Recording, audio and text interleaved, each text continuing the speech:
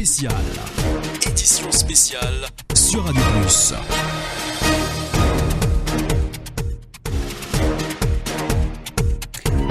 Bon après-midi et merci de nous rejoindre pour suivre le discours-programme 2025-2029 du gouvernement de l'Alliance du Changement, Parti travailliste, MMM, Résistance, SEC Alternative et Nouveaux démocrates, issus des urnes du 10 novembre 2024. C'est évidemment le nouveau président de la République, Daram Gokul, qui va exposer les grands axes de ce programme, qui tracera les grandes orientations et les priorités pour les 5 prochaines années du gouvernement dirigé par Navin Ramgoolam. À mes côtés pour co-animer cette émission, Mavin Bitton, bon après-midi. Bon après-midi Priscilla, bon après-midi à tous nos auditeurs et téléspectateurs. Mavin, l'Alliance du Changement a déjà annoncé les couleurs du manifeste électoral qui contient 25 mesures. Ce programme abordera des enjeux majeurs tels que la relance économique, la justice sociale, le développement durable, mais aussi des mesures pour répondre aux préoccupations pressantes des citoyens comme la cherté de la vie. Un aspect particulièrement attendu de ce discours est l'annonce de réformes constitutionnelles visant à renforcer la démocratie à Maurice, comme la promesse d'une Freedom of Information Act. En effet, Priscilla, des amendements à la Constitution devraient être proposés pour améliorer la transparence des institutions, renforcer la séparation des pouvoirs et garantir une meilleure gouvernance. Ces changements pourraient inclure des ajustements dans le processus électoral, comme le non-renvoi des élections municipales visant à renforcer la confiance des Mauriciens dans les institutions démocratiques. Les Mauriciens s'attendent aussi à des réformes en profondeur dans le judiciaire et la force policière, des annonces importantes sur le combat contre le trafic de drogue, une restructuration des institutions luttant contre la corruption. Après l'expérience du 9 schooling sous le précédent gouvernement, des changements importants auront lieu dans le secteur de l'éducation qui a du reste déjà débuté avec l'élimination de l'Extended Programme. Comment redonner confiance aux investisseurs, le défi de taille que représente la valeur de notre roupie, encourager la production et l'exportation de nos produits, la sécurité alimentaire. Ce discours-programme, Priscilla, devrait être un prélude du projet de gouvernement de l'Alliance du Changement jusqu'en 2029. Merci Mavin. Avec nous sur ce plateau, l'observateur politique Soubash Gobin. Bon après-midi. Bon après-midi, merci pour l'invitation, Priscilla. Et après le discours-programme, pour en parler, nous retrouverons l'observateur Jean-Claude Delestrac et Farid John Bocus, consultant et CEO de Stratégos. Tous deux interviendront via Zoom. À suivre également les réactions à chaud du Vagji Hall. Nos journalistes interviendront en live. Soubash Gobin, avant nous cause discours du trône, avant nous vînes une république, Aster, nous cause discours-programme. Pour ban auditeurs et internautes, Soubash Gobin, ou capable de dire nous c'est quoi exactement et à quand remonte cette tradition? Oui, merci pour la question, Priscilla. Moi, pensais, moi qui ban internaute et que nous ban auditeurs, connaît qu'est-ce qu'il y a derrière cette tradition. Bon, on connaît nous ici une colonie britannique et on connaît ban anglais, ils ont fait un grand exploit dans le sens qu'ils ont un petit pays, mais à un certain moment, ils dominent presque le monde entier. Donc, je ne servi beaucoup d'astuces pour asseoir l'autorité dans le pays et beaucoup de cérémonial, beaucoup de parades, beaucoup d'affaires comme ça. Et là, un aspect qui je ne prends depuis l'Angleterre et ils transmettent dans les autres pays, c'est justement le discours du trône. Le discours du trône, techniquement, veut dire les rois en Angleterre, mais cause avec ban parlementaire. Mais dans les pays colonisés, les colonies comme Maurice ou les autres pays, c'est toujours les rois qui sont représentés par le gouverneur.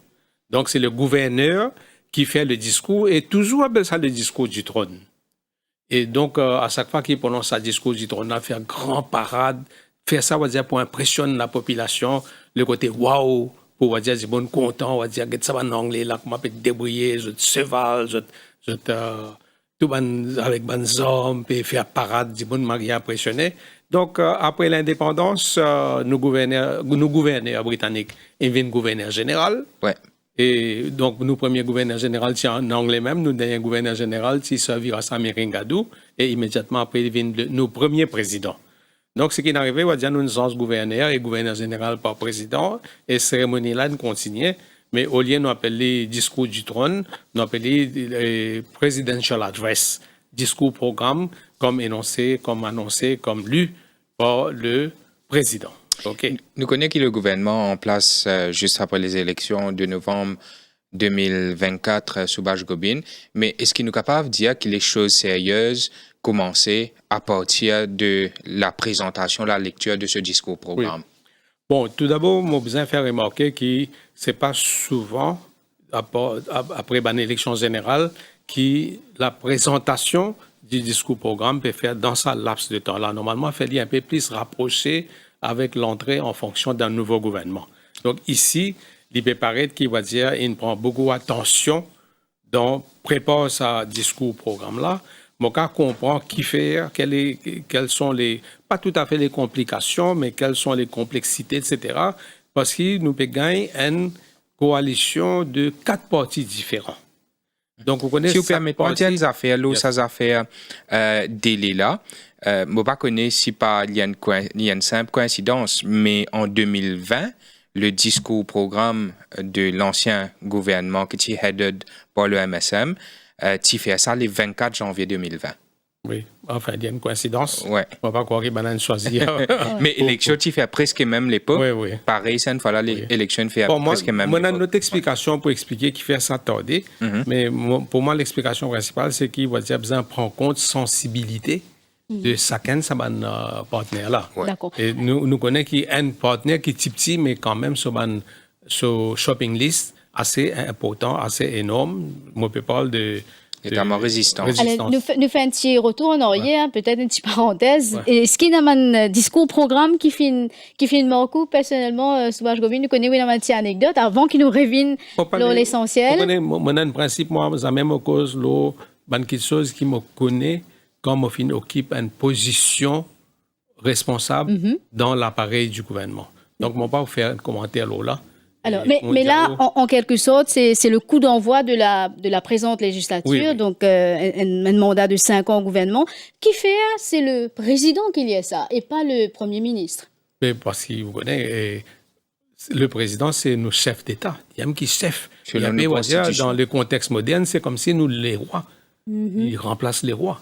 Donc, il y a le chef, et je dois supposer, on va dire, répondre à ce conseil, mais nous connaissons, nous, qui, en vérité, d'après le système Westminster, comme une ville moderne, en Angleterre même, pas à Maurice, mais depuis Angleterre même, nous connaissons que les rois liraient une valeur plus symbolique qui réelle, qui est le vrai pouvoir détenu par le Parlement, et le chef qui est dans le Parlement, c'est celui qui a la majorité, donc le Premier ministre. Mais le président, donc, c'est un lecteur du texte, il participe, il n'est pas un rédacteur du texte. Dans ma connaissance, moi, pas tout président, il déjà dire ce paragraphe-là, tirer, mettre un autre paragraphe, pas pour moi. D'accord. Le programme de gouvernement, c'est le gouvernement en place, c'est préparé, à moins qu'il y trouve quelque chose, parce qu'il est le garant de la Constitution. À moins qu'il y trouve une proposition qui peut faire qui n'est pas correcte pour la Constitution, là, probablement. Moi, comme accroche, ça a été objection de la part d'un président. Mais dans ce cas-là, s'il arrive ça, nous sommes bien dans le système Westminster. Nous pouvons dire débat tous les jours entre président et Premier ministre. Et c'est donc un débat de rare fois que le président, généralement, ici, c'est peut-être pas l'Assemblée nationale, mais dans Vagji Hall, que les budgets à chaque fois, my government, bien sûr. My government. Donc, qui fait les services à terme là? Le chef de l'État, comment on peut dire, les garants de la Constitution, but still, nous trouvons pour servir my government. Oui. Ils sont tous à son service. Arrivée du président de la République d'Aram Gokul en ce moment même à la place d'Homme Priscilla. Un dimanche qui est capable de découvrir avec le speaker, la speaker de l'Assemblée nationale, Chérine Omiro-Zifra. Est-ce qu'il nous en mesure propose ces images?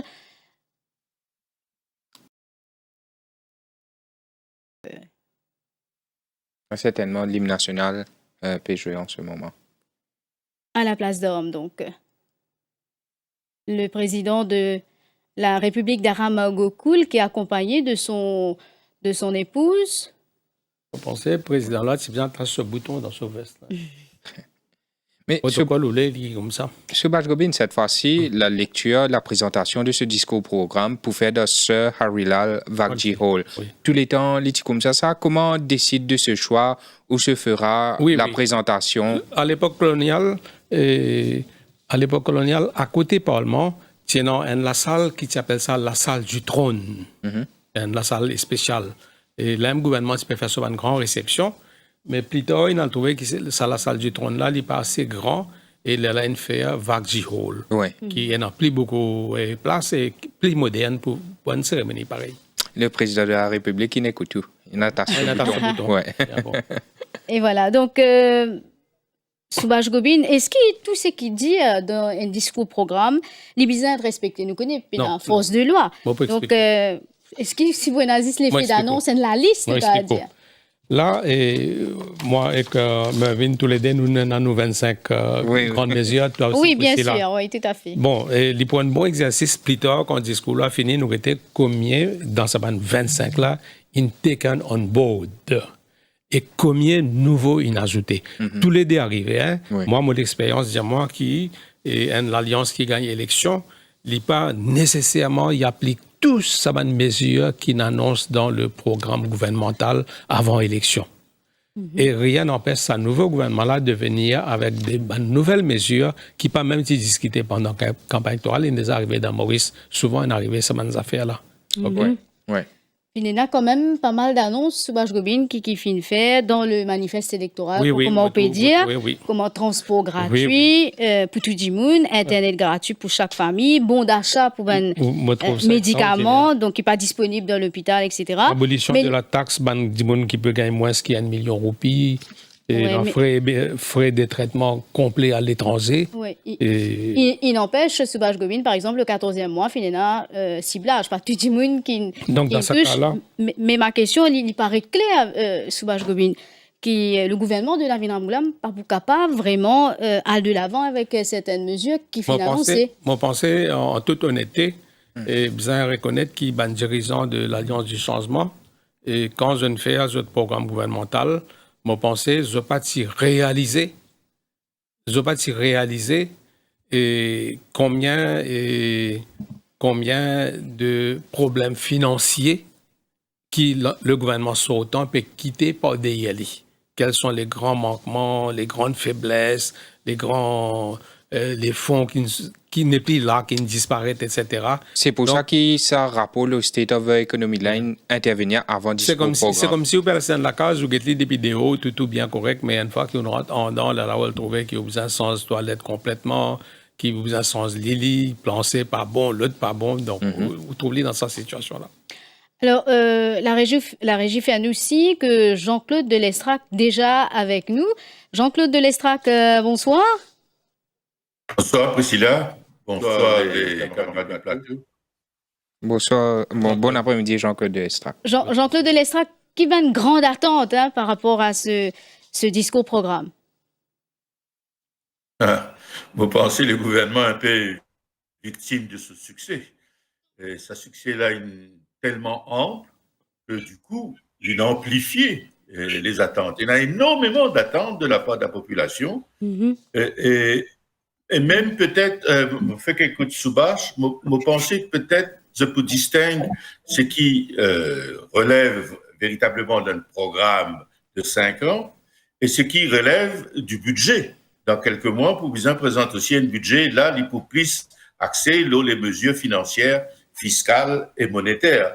Donc, moi pour focaliser, qui bonne mesure précise, concrète, que le gouvernement propose pour exécuter dans l'immédiat, allons dire dans les quelques semaines, les quelques mois à venir.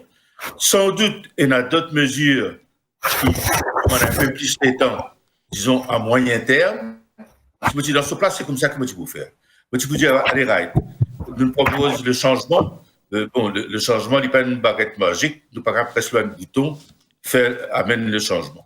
Pour l'instant, nous amène le soulagement, grosso modo, dans la population, mais le changement n'est pas encore là.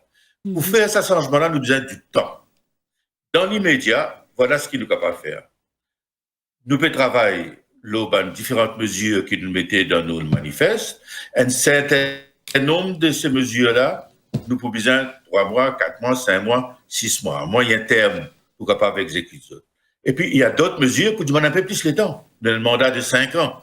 Donc, il y a un certain nombre de mesures qui nous ont annoncées maintenant, mais il est nécessaire pour la crédibilité du gouvernement, il y a une espèce de time frame. Et il dit déjà à la population, il fait l'éducation de la population pour qu'il ne pas laisse. Il y a tellement d'attentes, tout le monde a envie tout de suite. Évidemment, il est impossible. Mais le gouvernement, il vient dire qu'est-ce qui est possible tout de suite. Et il y a un certain nombre de mesures, qui ne sont pas de mesures financières, qu'il est capable d'annoncer tout de suite. Il n'y a pas de mesures de réforme qu'il est capable d'annoncer tout de suite. Et il y a d'ailleurs un certain nombre de mesures qu'il peut prendre déjà. Okay? Donc, le business synthétise tout ça. Voilà la liste des bonnes mesures qu'il nous peut prendre dans l'immédiat, en fidélité avec les promesses du manifeste. Voilà ce qu'il nous propose la population dans 1 an, peut-être, un petit peu plus, 1 an, 2 ans. Et puis voilà, ban qui peut bien attendre, et qui demande beaucoup plus le temps, beaucoup plus complexe, et peut-être même qui nous donne les moyens financiers et autres d'exécuter. Mais bien du transparent. Ça, un des bons éléments qui est omniprésent dans le manifeste, c'est la nécessité de la transparence dans la gestion des affaires de l'État. Donc, il est bien clair aussi. J'espérais nous trouver en présence d'un programme ambitieux, sans doute, mais concret, avec des mesures précises et concrètes qui annoncées, même s'il n'est pas exécuté dans l'immédiat. Nous trouvons clair sur le chemin que le gouvernement propose pour exécuter dans les années à venir, parce que c'est pas le discours-programme, c'est pas le discours du budget qui généralement fait pour 1 an, c'est le programme de ce mandat. Il y en a 5 ans pour exécuter tout ça. Ouais. Mais seulement pour qu'il est crédible, les besoins capables de dire à nous, voilà comment nous pouvons faire, voilà ce qui est possible aujourd'hui, voilà ce qui est possible demain, et voilà ce qui est possible après-demain. Jean-Claude Destrac, le discours-programme pour commencer dans quelques minutes là, mais peut-être nous n'avons que 2-3 minutes ou capable d'intervenir. Au-delà de la transparence à tous les niveaux, pour qui besoin les axes prioritaires de ce discours-programme? Écoutez, il y a tellement de problèmes. Bon, d'abord, nous faisons transparence, mais moi, tout ça dans le noir. Hein. On peut dire, manque la lumière dans le studio, vous comprenez, il y a un problème.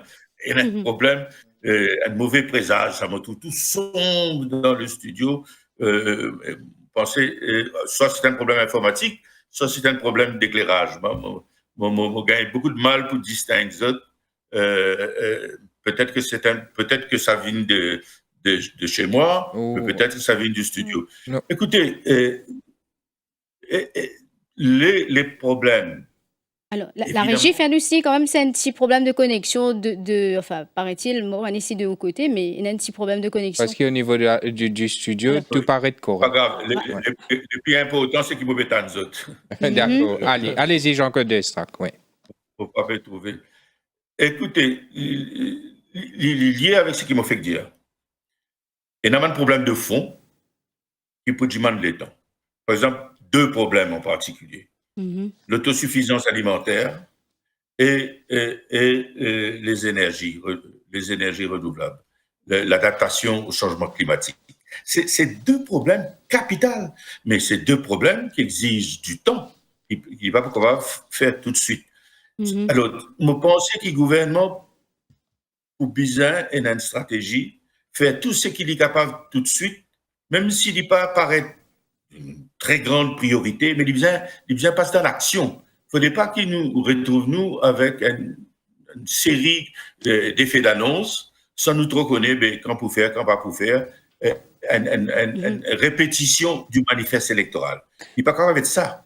Il vient, ce qui est dans les manifestes électoraux, une mesure concrète.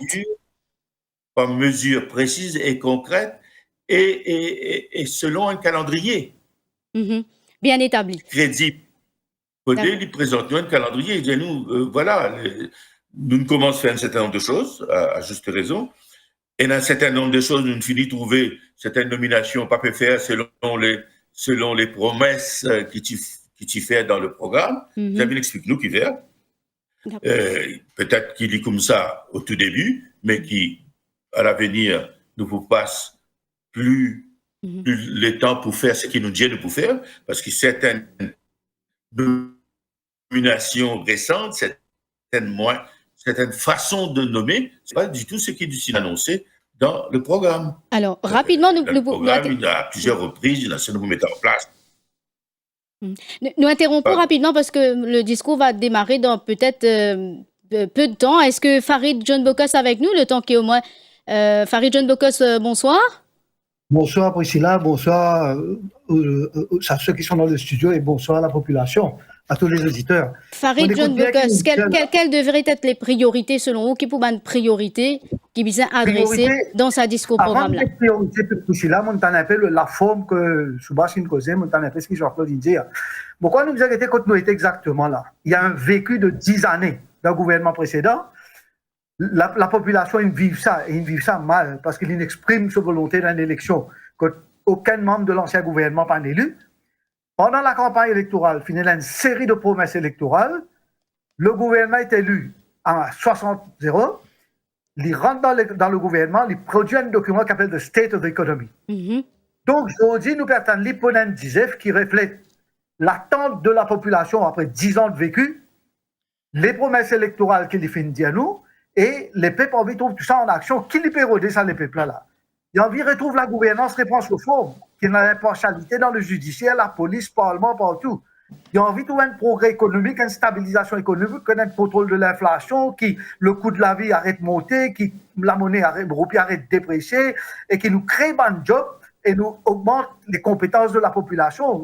Nous vendre la terre, faire du real estate qui n'est pas un effet multiplicateur. Les bureaux de la transparence et accountability, et puis ça va une institution qui répond pour ce que l'action se peut faire. Et en même temps, les bureaux, le social welfare, les bureaux des mesures par rapport au changement climatique et à l'environnement. Aujourd'hui, le changement climatique n'est pas une option, il y a une obligation. L'énergie renouvelable, c'est une obligation. Donc, il y a beaucoup d'attentes, mais aussi il y a beaucoup d'attentes que le gouvernement réussit, fouille les affaires du passé et trouve les gens qui sont coupables pour ce qu'ils ont fait et qui sont capables de prendre une mesure pour donner... Nous interrompons Farid John Bokos pour suivre tout de suite donc, le discours du président. I would like to congratulate all honorable members of the Assembly, and I extend a particular welcome to those who have been elected to this August Assembly for the first time.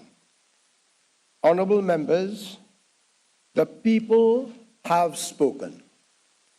The 10th of November 2024 was a defining and pivotal moment in the history of our country. It would be opportune at the very outset to commend the exemplary manner in which the people decided to take their destiny in their own hands. They displayed a sense of maturity and unity rarely seen in many parts of the world. Through the landslide victory of the Alliance du Changement at the 2024 general elections, the people expressed their opinion on the way the affairs of our country have been managed during the past 10 years. Posterity has already recorded the 10 years from 2015 to 2024 as a dark period in our history. Government has received a clear and overwhelming mandate for a drastic change of course and to chart a new development path. Government seeks not only to respond to the aspirations of the people and honor its electoral pledges, but it will also forge a social pact with the people. This program lays the foundation of a bridge to the future. The new model of development being proposed will be underpinned by innovation and creativity. Honorable members, I have the honor and privilege to present to the House and to the nation at large the government program for its 5-year mandate. The very first mission of government is to reconstruct our democracy, restore good governance, and implement constitutional reforms. Government is committed to put back on track the very founding principles of our parliamentary democracy. Government will, as a matter of urgency, invite the Standing Orders Committee of the National Assembly to review and update the standing orders of the National Assembly. Honorable members, our country reckons more than 5 decades of experience of its constitutional framework, and it is therefore high time to review and update our Constitution. Following the review, government will implement constitutional and electoral reforms required to consolidate our democracy.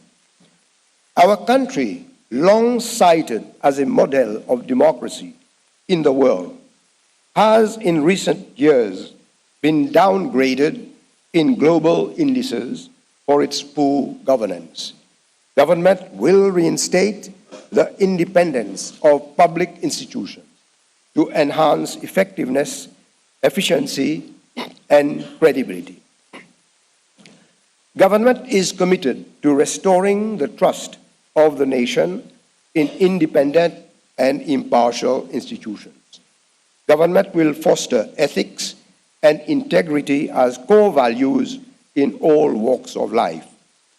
Government will appoint within 6 months a constitutional review commission which will make recommendations on constitutional and electoral reforms as well as on enhanced protection of fundamental rights.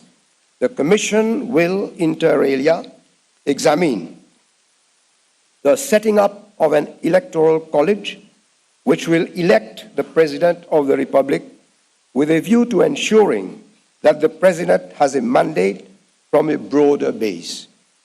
Provisions to be made in the Constitution for the mandatory holding of local government elections at statutory intervals.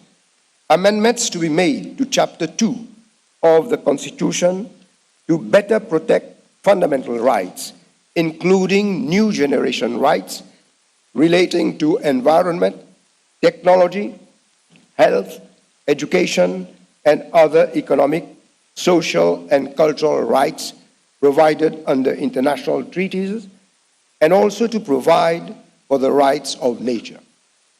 An amendment to be made to enshrine in our Constitution the core values of peace, justice, liberty, which we pledge to honor in our national anthem.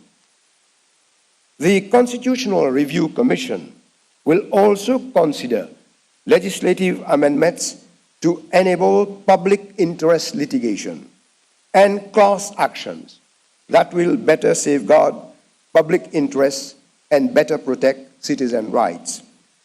The terms of reference of the Commission will include reforms to our electoral system so that it better reflects the will of the people of Mauritius by ensuring equitable parliamentary representation, including une dose de proportionnelle, and a higher number of women as members of parliament. The reforms will include the right to recall members of parliament in prescribed circumstances and in accordance with modalities set out in the Constitution, as well as anti-defection provisions. To enhance transparency in the political sphere, combat corruption, and ensure free and fair elections, government will introduce legislation on the funding of political parties.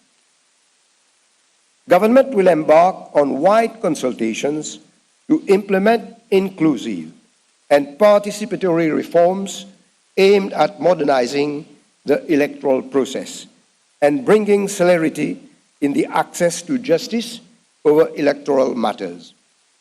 Government will propose the establishment of a constitutional division of the Supreme Court for the timely adjudication of matters concerning citizen rights and freedoms, as well as to provide redress in the event of any breach of other constitutional provisions.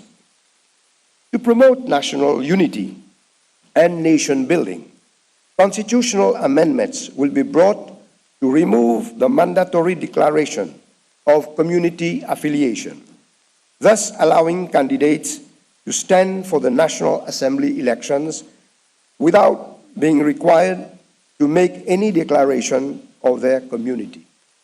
By so doing, government will ensure that all citizens have the right to stand as candidates for elections, even if they do not wish to declare their community affiliation.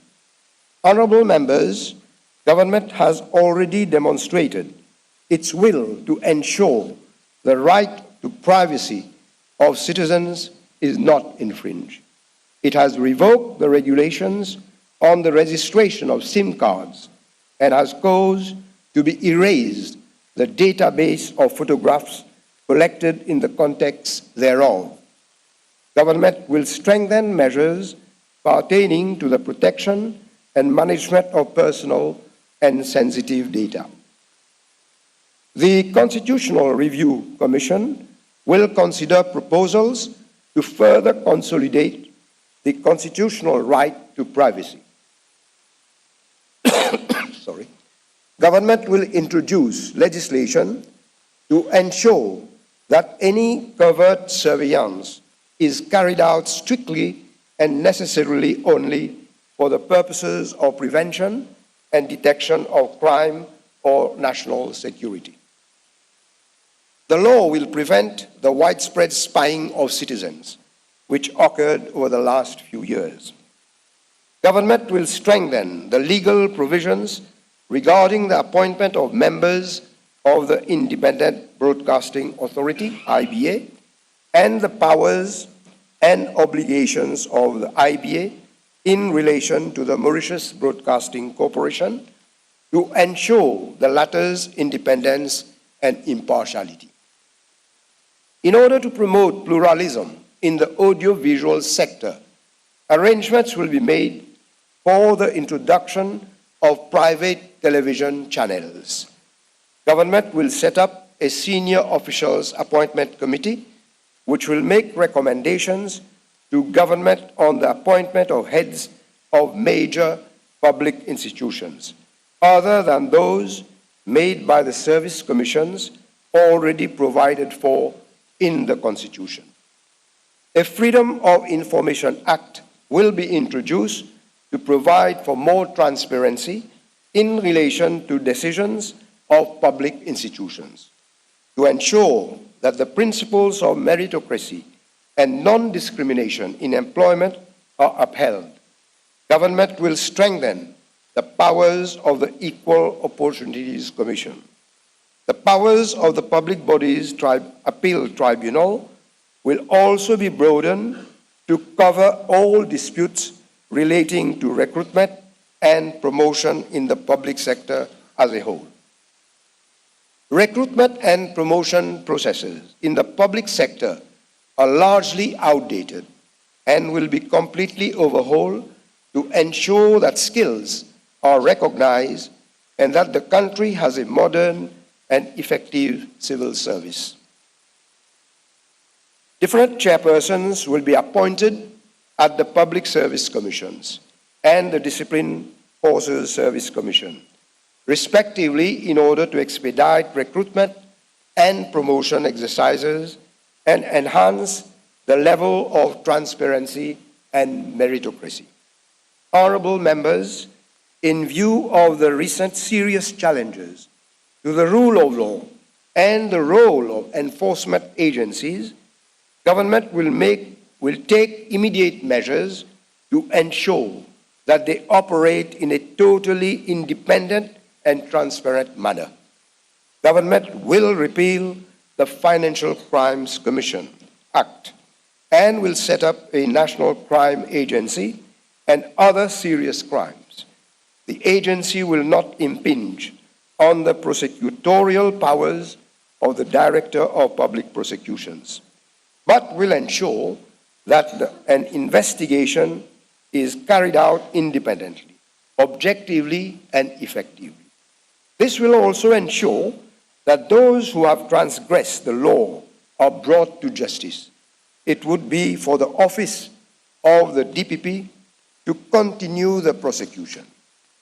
To reinforce the effectiveness of prosecution and reduce the time frame for prosecution, a prosecution service will be set up under the aegis of the office of the DPP. In the meantime, the FCC Act will be amended to remove the powers granted to the Director General to prosecute without the consent of the DPP. Thus, powers relating to prosecution will rest with the office of the DPP. In line with the relevant constitutional provisions. In addition, the Constitution will be amended to reinforce the independence and role of the DPP. An Ethics and Integrity Commissioner will be appointed to advise public and private entities on the implementation of policies and practices that will facilitate compliance with the principles of integrity and good governance. Government will also review the Public Procurement Act to prevent abuses such as those noted during the COVID-19 pandemic from ever occurring again. Government will restore public confidence in the Gambling Regulatory Authority, particularly in regard to its oversight of the horse racing industry. Government will commission a thorough management and financial audit of the authority. Relevant amendments will be brought to the Act to ensure that the GRA operates as a trustworthy regulator of the gaming and betting industry in a transparent and accountable manner.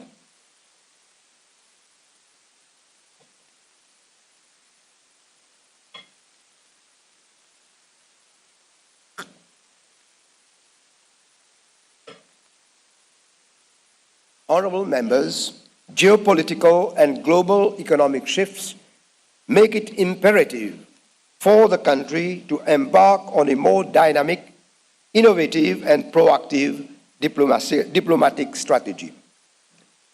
Government will undertake an evaluation of our democracy and enhance our foreign service with a new legal framework and resources. Government will give top priority to capacity building to enable our diplomacy to better promote the vital interests of our country.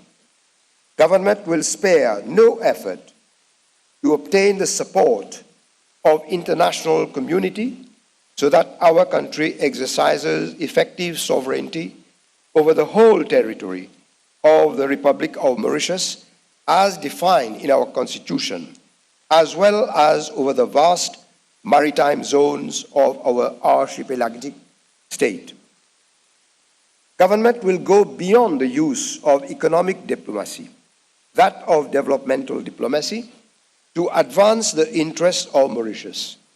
It will explore all opportunities arising from bilateral and multilateral cooperation in addressing climate change, sustainable development, the development of the ocean economy, security, and other pressing issues.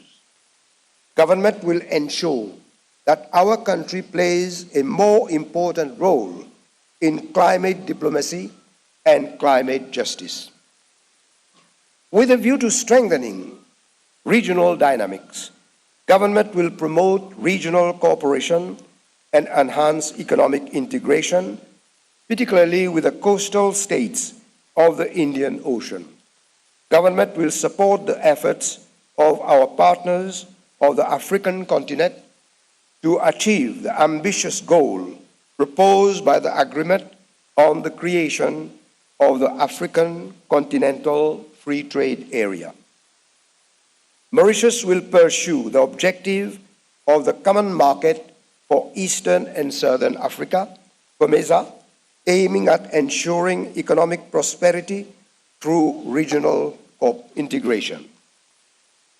Government will also enhance cooperation within the Southern African Development Community, the Indian Ocean Commission, and the Indian Ocean Rim Association.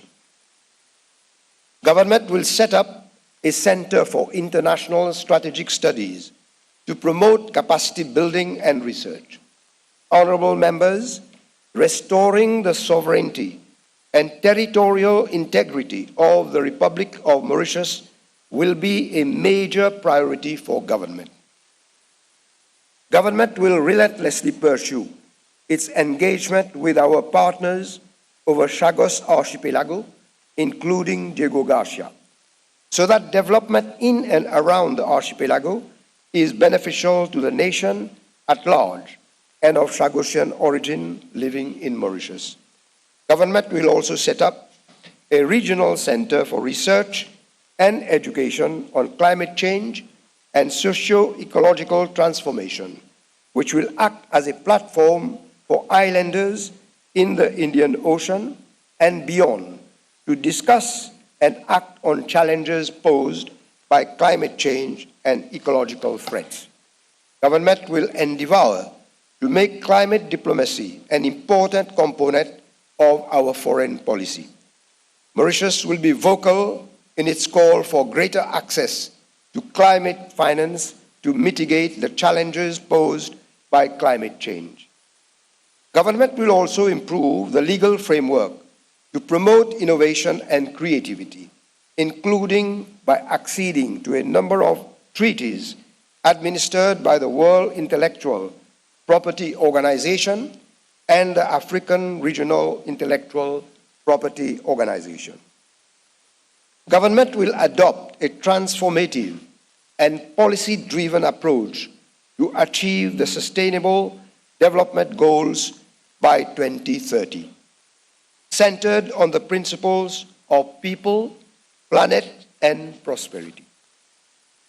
Mauritius will adhere to the principles of Antigua and Barbuda Agenda for SIDS on climate resilience, preservation of biodiversity, and the promotion of sustainable economic growth through investment in the ocean economy and renewable energy.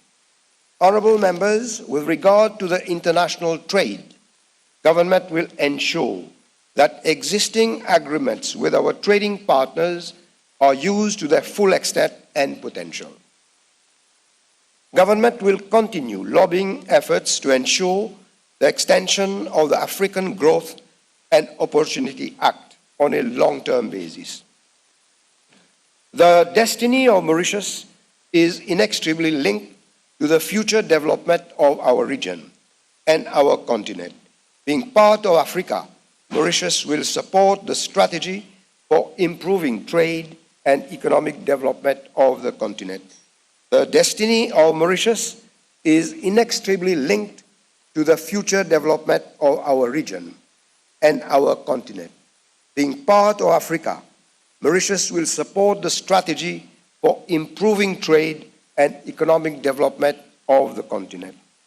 Government is committed to increasing our share of the wealth derived from our seas and will press for more equitable arrangements in the allocation of marine resources in the Indian Ocean. Government will engage with neighboring countries and other fishing nations with a view to increasing our contribution to the value chain in the fisheries industry. Government will also work to enhance the regional maritime security architecture to combat a broad range of illegal activities on the high seas, as well as combat human and drug trafficking. Our surveillance capacity will be increased to ensure enhanced maritime security and protection of our exclusive economic zone. Honourable members, government, notwithstanding the fact that it has inherited a dire economic situation, wants to assure the nation of its determination to forge ahead with confidence to fix and reconstruct the economy while doing the maximum it can do to lift the standard of living of all Mauritians. Government will pay urgent attention to Rodrigues, Agaliga, and Saint-Brando. It is manifestly clear that a well-thought-out long-term plan is needed. With the emergence of the new economic landscape and the need to plan accordingly, government has re-established the Ministry of Economic Planning, which will work out a plan for socio-economic reconstruction with time-bound targets and goals. In the short and medium term, government is coming up with a program for economic reforms and fiscal consolidation that will usher in a new economic order where economic growth will be productivity-based, focusing on higher value-added activities. An impetus will be given to the SME sector to enhance its contribution to the economy in order to boost import substitution. Government will move away from the mainly consumption-driven economic growth model to one that is investment-driven. Government strategy to boost investment will comprise 5 planks. First, the broadening and diversifying of the investment space. Second, resource repurposing to optimize the use of our productive resources. Third, a groundbreaking framework for innovation, research, and development. Fourth, rebuilding of our institutional strength. And fifth, a strengthening of macroeconomic fundamentals. Honourable members, to broaden and diversify our investment space, government will use 2 leverages: our excellent trade and economic relations with countries in the region and around the world, and the vast potential of the ocean economy. Government will encourage Mauritian businesses to integrate the regional supply chains, focusing in high-growth sectors such as agro-processing, textiles, and ICT. Government will facilitate triangular partnerships to position Mauritius as a hub for manufacturing and re-exportation.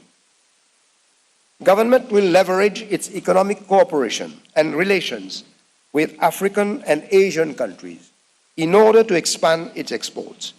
Government will ensure that existing agreements with our trading partners are used to their full extent and potential. At the same time, government will consolidate its existing export markets through more targeted marketing and promotion campaigns. To further expand our investment space, government will embark on an ambitious ocean economic project for our country. So far, considered a small island state, Mauritius is positioning itself as a large ocean state. Indeed, we have one of the largest exclusive economic zones in the world, as well as a continental shelf extending over an area that is approximately 1,000 times greater than that of our territory.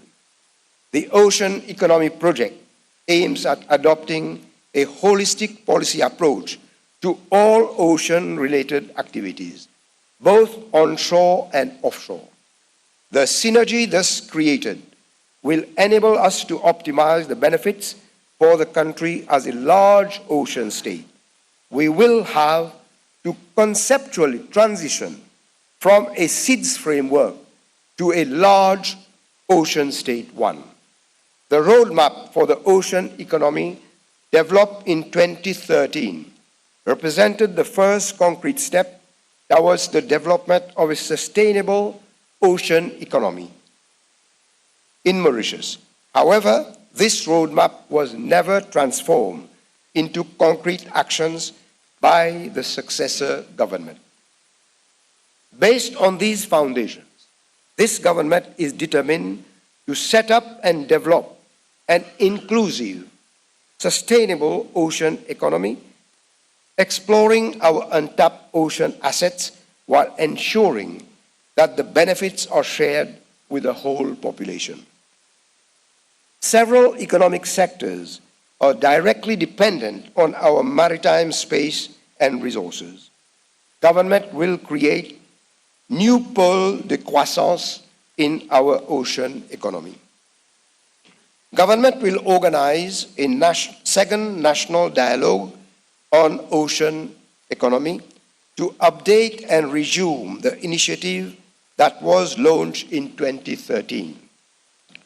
The deliberations will contribute to creating an enabling environment for the ocean economy to take off and become a major pillar of our overall economy. Government will invest in the creation of a vast pool of human resources specialized in various fields related to the ocean economy as part of its strategy of capacity building in the ocean economy sector. A department dedicated to multidisciplinary research on the ocean economy will be set up with the collaboration of experts in the field.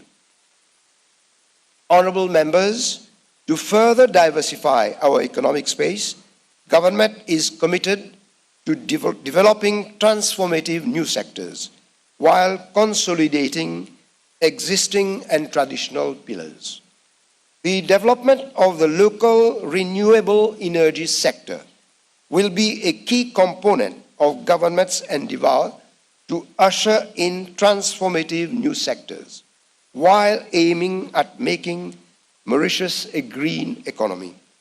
Government will accelerate the development of the renewable energy sector to achieve greater energy security. Government will launch an ambitious food security program. Efficiency in the food production sector will be improved so as to make food more accessible, affordable, and safer for the population. Government will transform and consolidate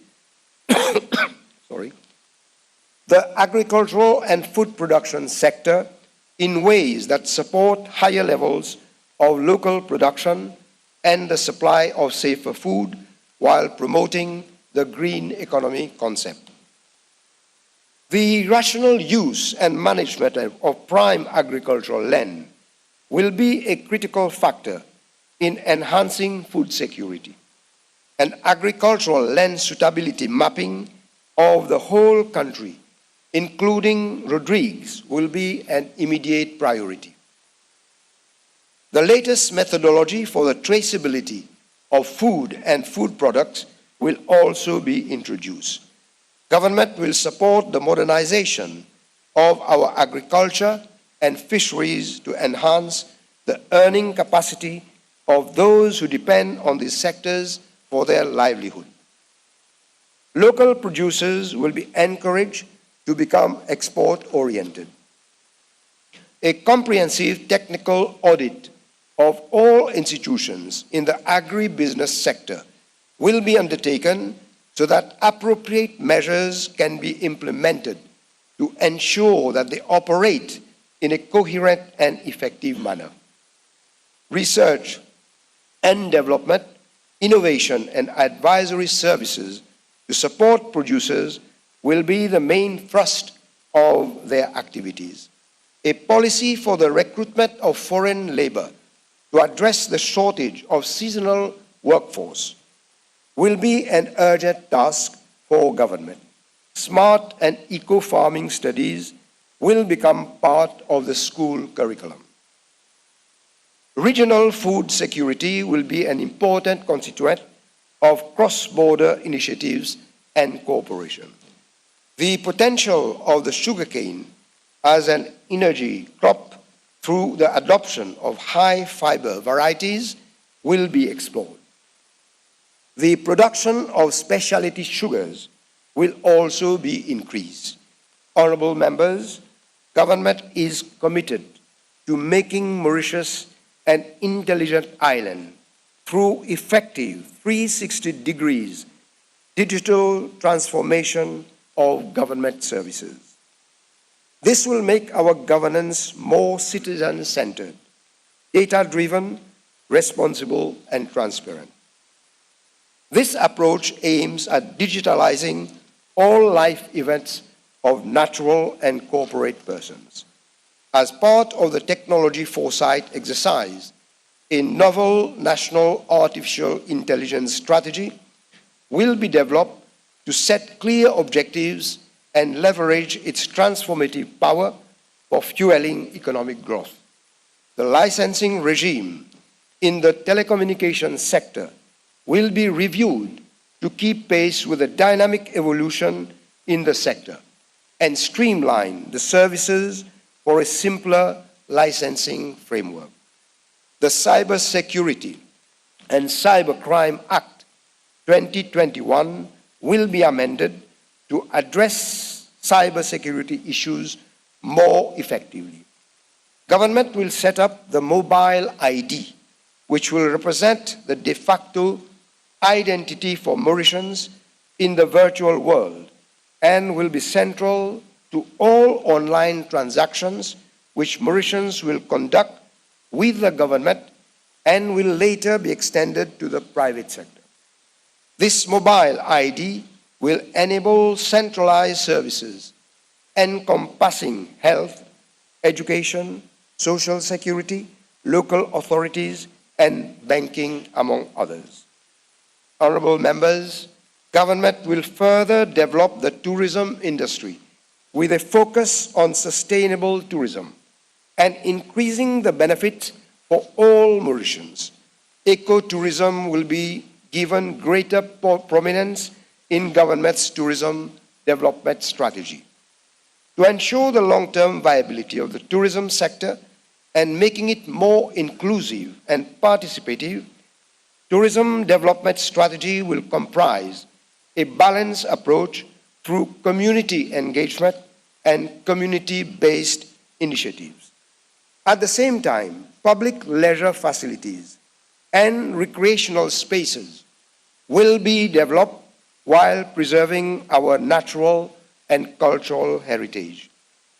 Government will assist industry stakeholders in developing year-round, high-season strategy that will focus on specialized offerings, including seasonal pricing of air connectivity, indoor attractions, cultural festivals, and wellness retreats, amongst others. As government implements its new economic model, the financial services sector will be called upon to play an even more significant role. It should be able to meet the increasing demand for capital and other financial services that will arise from higher investment. Global business makes up an important segment of the financial services industry, which is facing tough challenges. Its development during the past 10 years has lagged behind international trends. And as part of its effort to evolve a new economic model, government will work along with stakeholders of the global business sector to move up the value chain, increase the flow of services, create more jobs, and better integrate it internationally. Government will come up with a new strategic plan for financial services to consolidate the reputation and image of its jurisdiction whilst improving its product offerings and pioneering the development of new market segments through enhanced organizational and operational efficiencies, improve approach to supervision and enforcement of policies aligned with international standards. Continuous engagement with stakeholders to ensure alignment on future orientation. Rebuilding the brand image of the jurisdiction. And competitor analysis to remain abreast of threats and opportunities. Honorable members, government realizes that there is a suboptimal use of our country's resources, including human resources, land, capital, and entrepreneurial skills. The responsiveness of the labor market to the economic exigencies of the country has been severely undermined. To remedy the situation, government will introduce strategies to address skills mismatch and labor shortages in our economy. To this end, a skills master plan for the economy will be developed jointly with stakeholders to identify core competencies required to support the emerging technology-driven economy. Regular national and sectoral skill studies will be carried out by the Human Resource Development Council. The education, skilling, and training systems will be re-engineered with a focus on better preparing our youth for the world of work. Government will implement new policies to improve working conditions and enhance protection of workers' rights. Convinced that gender inequality in the labor force is pressing and social issue as well as an economic challenge, government is coming up with effective policies to bridge the gender gap. Government will support the faster growth of employment opportunities for women. Government will adopt measures to address our country's changing demographics and meet the labor market requirements, including strategic sectors such as agriculture. A diaspora policy will be formulated to engage our diaspora in the development of our country.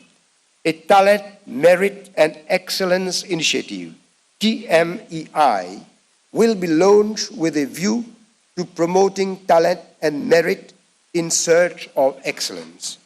To ensure that the labor market fulfills its role in the new economic model, the wage determination system will be reviewed. As part of its strategy of resource repurposing for higher productivity, government will also review the land use strategy. For years, land use planning has been under two pieces of legislation, namely the Town and Country Planning Act 1954 and the partly proclaimed Planning and Development Act 2004. Government will introduce a consolidated and modern legislation on land use planning. Government will implement the Digital Twin Mauritius project, which will support smarter land use planning. Government will also foster capital repurposing in both the private and the public sector. The operations of the banking sector and the capital markets will be revamped to make it easier and more efficient to mobilize capital resources. In parallel, the public sector, particularly government, will work to improve the productivity of their investment. Resource repurposing is also about creating a new entrepreneurial culture that is adapted to the vision of the proposed economic order. Government is fully aware of the crucial role that the small and medium enterprises as well as cooperatives play in the socio-economic development of our country. Government will introduce a revamped legal framework and an innovative package of incentives to strengthen the capacity and competitiveness. It will also assist them in tapping export opportunities. Government will support cooperative societies to align the activities with the Sustainable Development Goals and with the circular economy. The cooperative sector will be re-engineered with a focus on clustering societies and maximizing on existing benefits, including fair trade certification. Boosting innovation through research and development will be a powerful strategy to support efforts to increase investment in our country. In this context, an appropriate legal framework will be developed to operationalize this initiative. Government will also set up a national research institute under the aegis of the Prime Minister's Office to rationalize all research activities and initiatives in Mauritius and to ensure optimal utilization of research resources. Such a research institute will also have an important regional dimension and enhance the contribution of Mauritius to development in the region. Honourable members, to ensure adequate support to the new economic model, government will rebuild the institutional strengths that have been the backbone of economic development and progress before being rendered ineffectual in the past decade. The re-engineering that government is already implementing at the Bank of Mauritius is an example of the determination to reconstruct our economic institutions so that they can better support the new economic vision. Government will also carry out a fundamental review of the role and functions of the Economic Development Board to focus on boosting productive investment and export promotion across all sectors of the economy. Government will restore and strengthen the dialogue with civil society, trade unions, and private sector on key development issues. Government recognizes that one of the critical success factors behind its endeavor to boost productive investment will be its ability to restore sound macroeconomic fundamentals. Government is determined to put public sector debt, the budget deficit, and government borrowing requirements on downward path to sustainable levels. As it secures fiscal consolidation, government will ensure that its tax reforms also foster greater fairness, certainty, efficiency, and convenience in the tax system. Government will introduce new legislation to establish the Revenue Appeal Tribunal, which will take over the function and powers of the Assessment Review Committee. Government will also reform the expenditure side of its national budget based on the principle of judicious use of every rupee. Government expenditure will be re-engineered in a fiscally sustainable manner while securing fair and adequate pensions for our elderly. To foster greater transparency and accountability, government will accelerate the implementation of the accrual international public sector accounting standards, broaden the mandate of the Public Accounts Committee, and ensure transparency of their deliberations. Make it mandatory for PAC to look into annual audit reports with the accounting officer in attendance and ensure that the report of the Director of Audit will be debated in the National Assembly and is submitted to the relevant institutions for investigation where appropriate. Government will reassess all the extra budgetary funds and special purpose vehicles. Government will reintroduce performance-based budgeting, which will systematically link funding with results and outcomes and help to reduce wastage.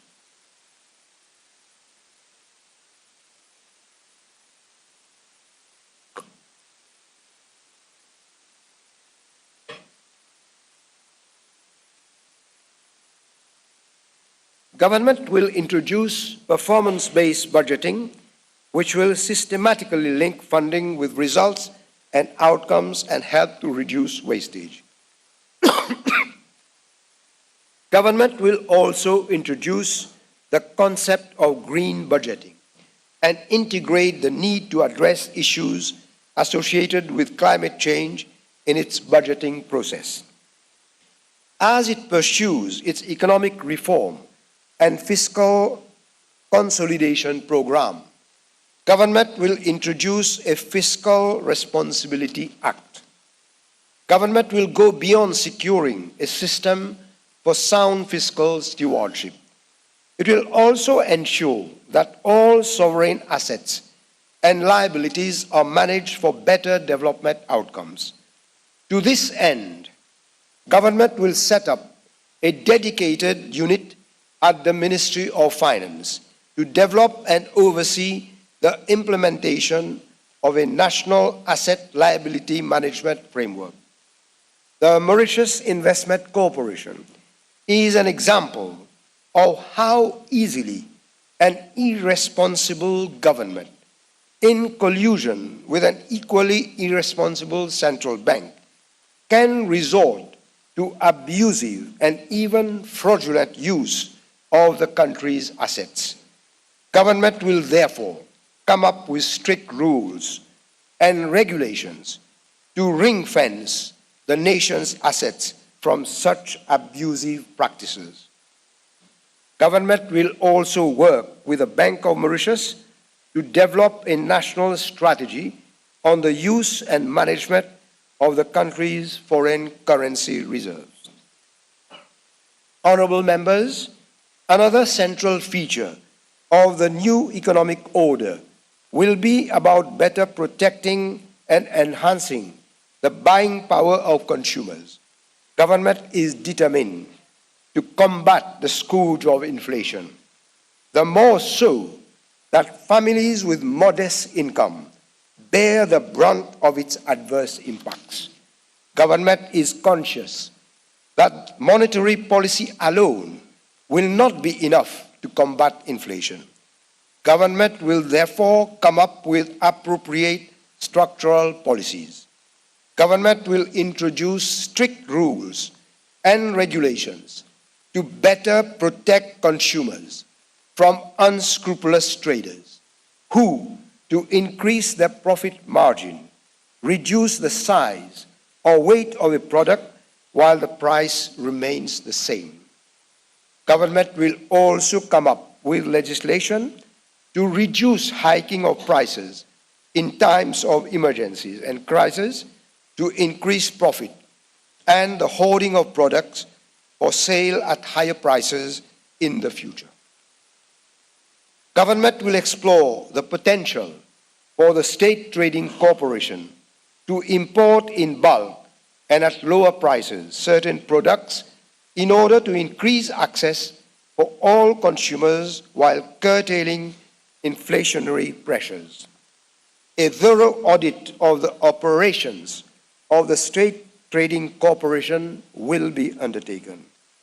Government will review the current methodology for measuring inflation. Statistics Mauritius will work out different sets of measures of inflation, which reflect better the incidence of inflation on the purchasing power of the different income groups. Government will also ensure that an asset price index is constructed in order to better form economic decisions and policy making. Honorable members, it is the conviction of government that our country needs a social pact to reimagine our future as one people, as one nation. Government aims at a qualitative leap towards a more inclusive society. where the needs, the rights, dignity, and a sense of humanism of our people shape the social system of the Republic. Fundamental reforms will be brought to the outdated social security and social integration operational system of the country. Government will devote more attention to the elderly, widows, orphans, people with disabilities, and our most vulnerable citizens. Government is committed to bring major structural reforms in terms of legislative changes relating to service delivery and caring for our otherwise able citizens. Government will strengthen the constitutional rights to guard against discrimination against persons living with disabilities and will introduce measures to enhance their training and employability. It will also streamline the basic retirement pension entitlements for pensioners when traveling abroad and ensure payment of the portable retirement gratuity fund benefits upon retirement. Sorry. Government will implement a newly integrated e-social security system to ensure efficient and effective service delivery. Beneficiaries of social security schemes will have real-time access to their accounts. Research on the root causes of absolute and relative poverty, social stress, anxieties, and distress proliferation in society will be carried out. Government will review existing legislation and enhance the services to be provided for the welfare of the elderly.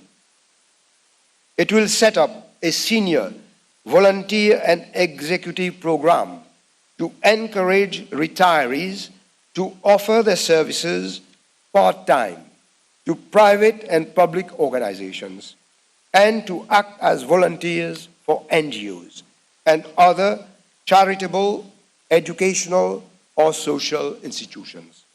The establishment of an ombudsperson for the elderly is also envisaged. The services provided by private elderly care facilities will also be regulated to provide better care to our elders. This government will ensure that gradually our country adheres to international standards and conventions regarding the elderly, as well as people with disabilities and national disaster refugees falling under the aegis of the state.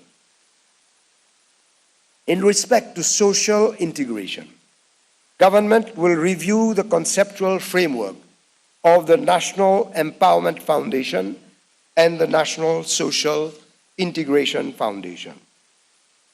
The aim is to ensure beneficiaries are broadly involved in more participatory, horizontal programs, while also promoting innovative, artistic, socio-ecological, and food security projects. Government is convinced that happy, supportive families are the foundation of a healthy, stable, and a sustainable society. The last decade has witnessed the collapse of the rule of law and persistent social issues. The affliction has negatively impacted on the family, bringing despair and demoralization. Far too many families, the scourges such as alcoholism, drug, addiction, over-indebtedness, and domestic violence are destroying the serenity and harmony. Government commits itself to reconstructing the family strength and key attributes that have been the backbone of our social development and upliftment, which have been undermined during the past decade. Government will encourage family interactions, mutual support, while offering more growth opportunities namely through free internet to bridge the digital divide and fostering the development of every family member. Government will encourage the setting up of a network of services to provide social support and to stimulate family development and entrepreneurship. Government is committed to creating a more balanced work-leisure relation for the population. In this context, government will work towards a 40-hour week in non-essential sectors and a policy of equal pay for equal work. Government will give additional support to parenthood through parental leave of up to 1 year and the introduction of flexi-time and work from home schemes for mothers after the maternity leave. As it redesigns the social order, government is giving a place of prominence to reconstructing our education system. Government's aim is to make our education system inclusive again. The current system drops out too many children from the mainstream education. Too few children make it to tertiary education. These flaws are the source of social injustice. Government is determined to remedy them. Government will supplement the current approach, which is based primarily on intellectual capacity, with learning and teaching facilities, as well as opportunities to develop talent and non-intellectual skills. The new education system will unleash the creative and innovative potential of our children by providing opportunities for the development of the artistic, social, and moral capacities. To this end, a blueprint will be prepared following the Assises de l'éducation et des ressources humaines, which will be held this year with emphasis on un modèle éducatif à visage humain. Government will ensure that the reforms of our education system cover the widest possible number of issues, hampering the development of our students while addressing emerging challenges in a constantly evolving sector. Government will give due recognition to teachers for their invaluable work and their contribution for social transformation. Government also undertakes to increase the average per capita expenditure for special needs students.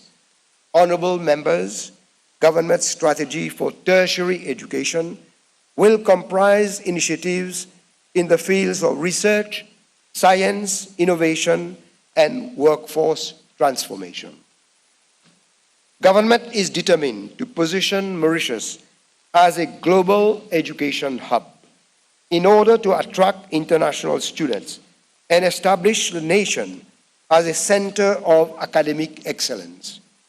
A powerful and comprehensive branding and marketing campaign under the banner Study in Mauritius will be launched.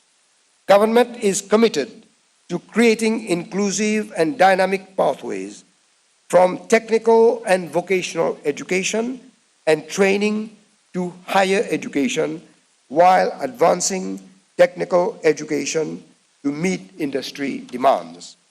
Honorable members, government will endeavor to foster a new social order with the reconstruction of the healthcare system to better heal, protect, and save lives. Government will take immediate measures to remedy the lack of investment in critical aspects of healthcare, including the poor state of medical facilities, chronic understaffing, lack of capacity building, and quality control of pharmaceutical products. In line with its government commitment to full transparency and accountability, government will set up a public inquiry into the practices that plague the health sector particularly during the COVID-19 pandemic. The people of Mauritius deserve to know the truth. Government's strategy for the health sector will be in line with the United Nations Sustainable Development Goal 3 to ensure healthy lives and promote well-being for all and of all ages, including ending AIDS by 2030. The strategy focuses on promotion, healthy lifestyles, expansion of dedicated healthcare services for the elderly, modernization of eye care services, and ensuring accessibility to advanced ophthalmic treatments, enhancement of mental health care, substance abuse rehabilitation, greater support to patients who require overseas medical treatment, review the administrative structure of public health institutions. Government will set up a health regulatory body to oversee health services in both public and private sectors. To that effect, the Public Health Act, which dates back to 1925, will be reviewed in line with international standards and protocols. The structure and operations of the Medical Council Pharmacy Board and other institutions under the responsibility of the ministry will be reviewed to make them more responsive to the needs of a modern, effective, and efficient health system. A digital health transformation program will be implemented in the healthcare sector. Digital health cards will be introduced for use by patients in both public hospitals and private clinics. The program will include telemedicine as well as the provision of e-medical prescription facilities, an online booking system to reduce waiting time in hospitals. An online training platform will also be provided for healthcare workers. Government will bring in new legislation to allow for parallel imports of pharmaceutical products, which will result in more competitive medicine prices. Through a system of pharmacare, prescribed medicines not available in the public health system will be provided. Full coverage of treatment costs abroad for patients will also be provided regardless of age when treatment is not available locally. To cater for our elderly, geriatric healthcare facilities will be introduced in all 5 regional hospitals. Moreover, new home-based care services will be introduced to include physiotherapy and medical assistance for patients with mobility challenges. Government will establish a diabetes center in all regional hospitals.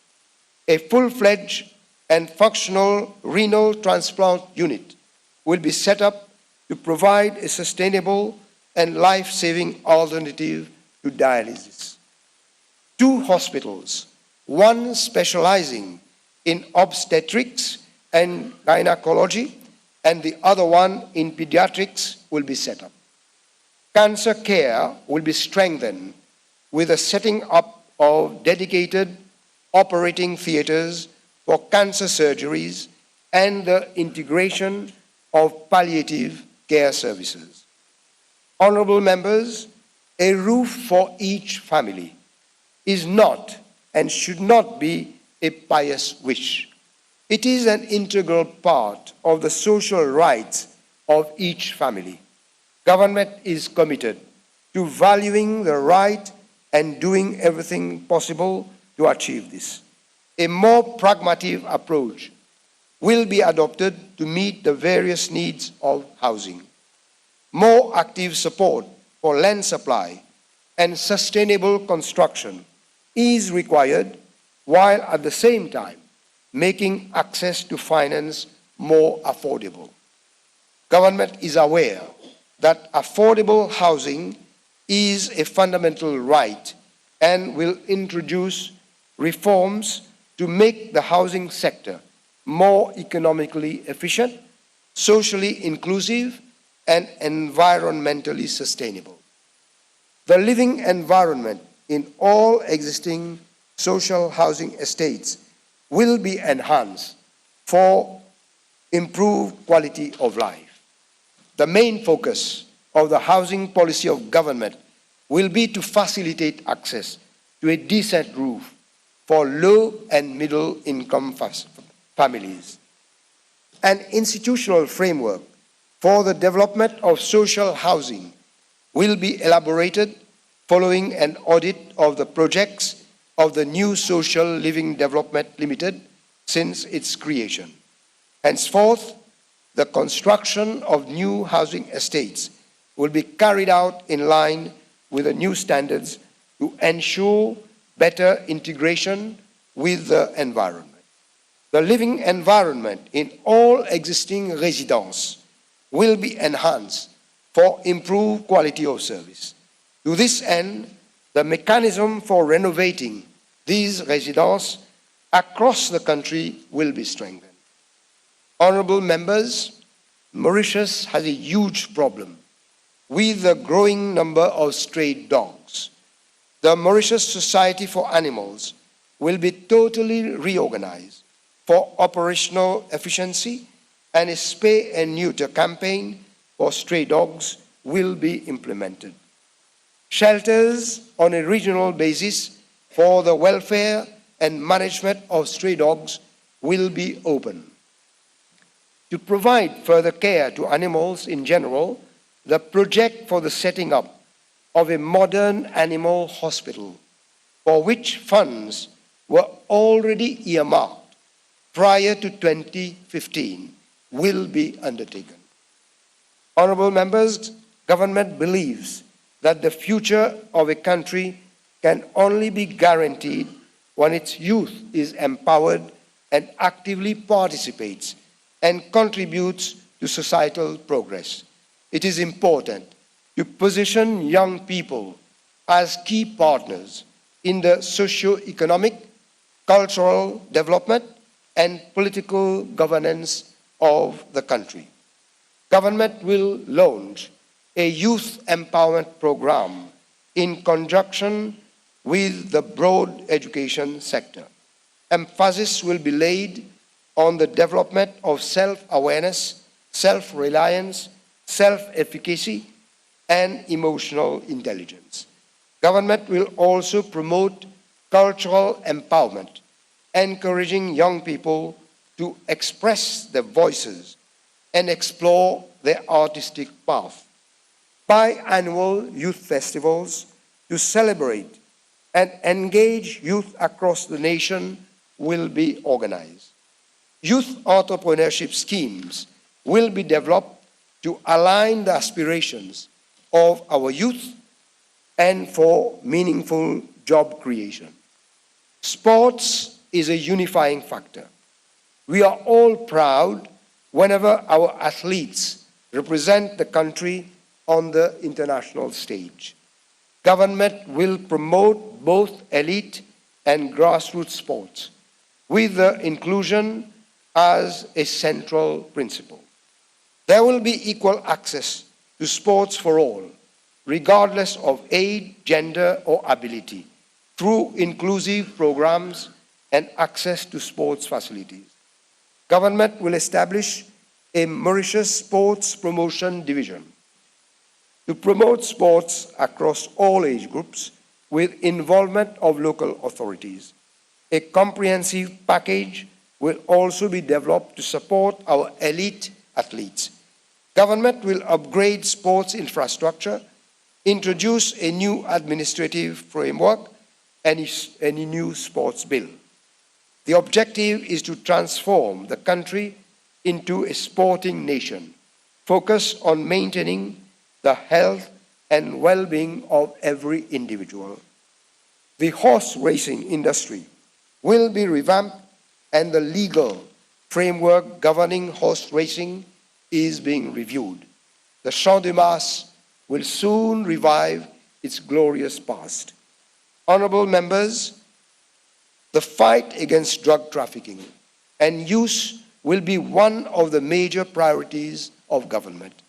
Additional resources will be provided to the police to increase its capacity to deal more efficiently with drug trafficking and related issues.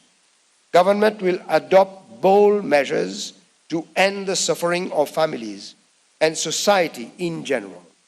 As a result of the significant increases in drug trafficking over the last few years and the breakdown in law and order, a select committee of the National Assembly will be appointed urgently to look into the ways and means to address the scourge of drugs. Civil society, including NGOs, actively engage in combating the proliferation and consumption of drugs will be invited to contribute to the work of the Select Committee. Subsequently, government will develop and implement a comprehensive action plan for a more efficient and effective response. I hope you can hear my voice. To implement action plan for a more efficient and effective response to deal with this social ill. Government will set up a national drug policy, monitoring and coordination agency that will bring together various bodies that will combat drug trafficking and provide rehabilitation and support families of victims of drug abuse. The legal provisions in respect of drug trafficking, consumption and treatment of drug addicts will be reviewed to cater inter alia for differentiated treatment of traffickers and consumers. Government has already initiated actions to restore trust in the police for effective enforcement of law and order, public safety, crime prevention, emergency response, and victim support. The following measures will be taken as a matter of urgency. Restructuring and modernizing the role of the police and the National Security Service.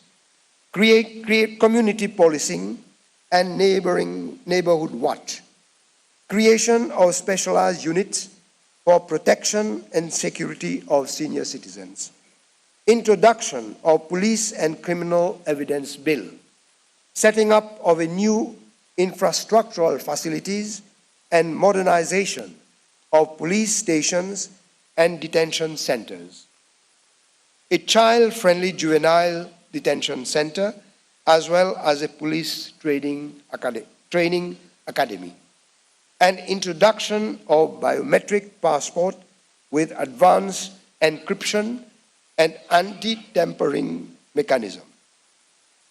Government will adopt a zero-tolerance policy and a victim-oriented approach to domestic abuse and human trafficking.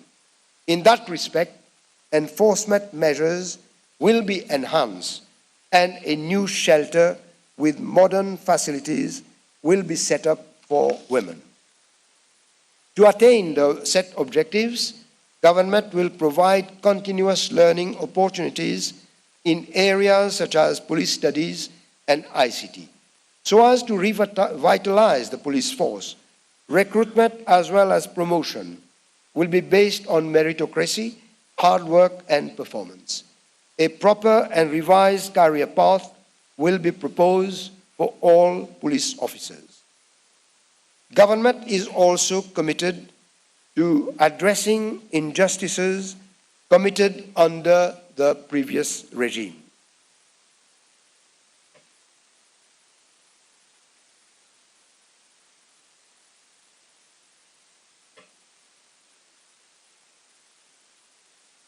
Honorable members, government will work closely with the judiciary to introduce reforms to ensure that the judicial and legal system operate more efficiently, swiftly and fairly, and make justice more accessible.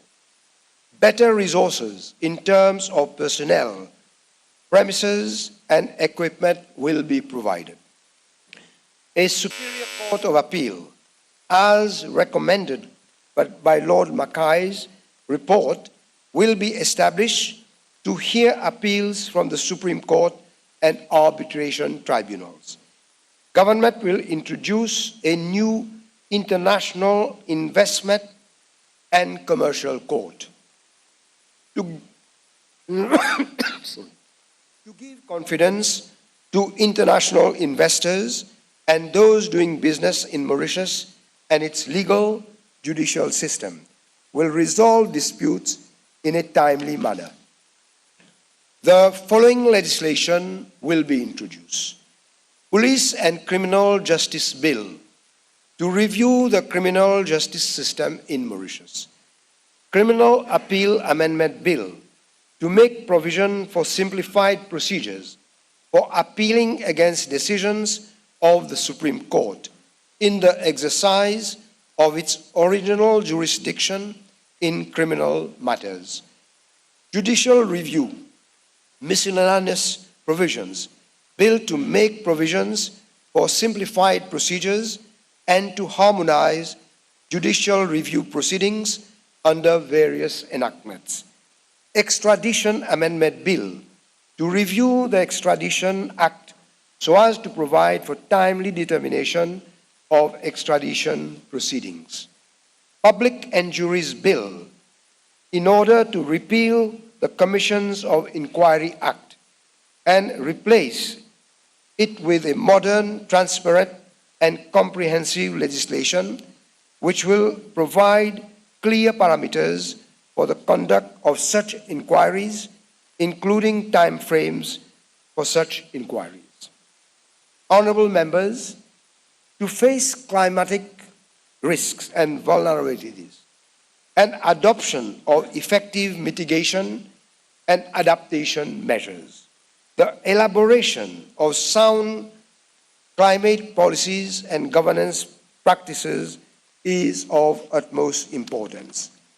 Too often, institutions dealing with climate change operate in an isolated and disjointed manner, preventing the elaboration of a coherent, holistic strategy to face the daunting challenges of this existential threat.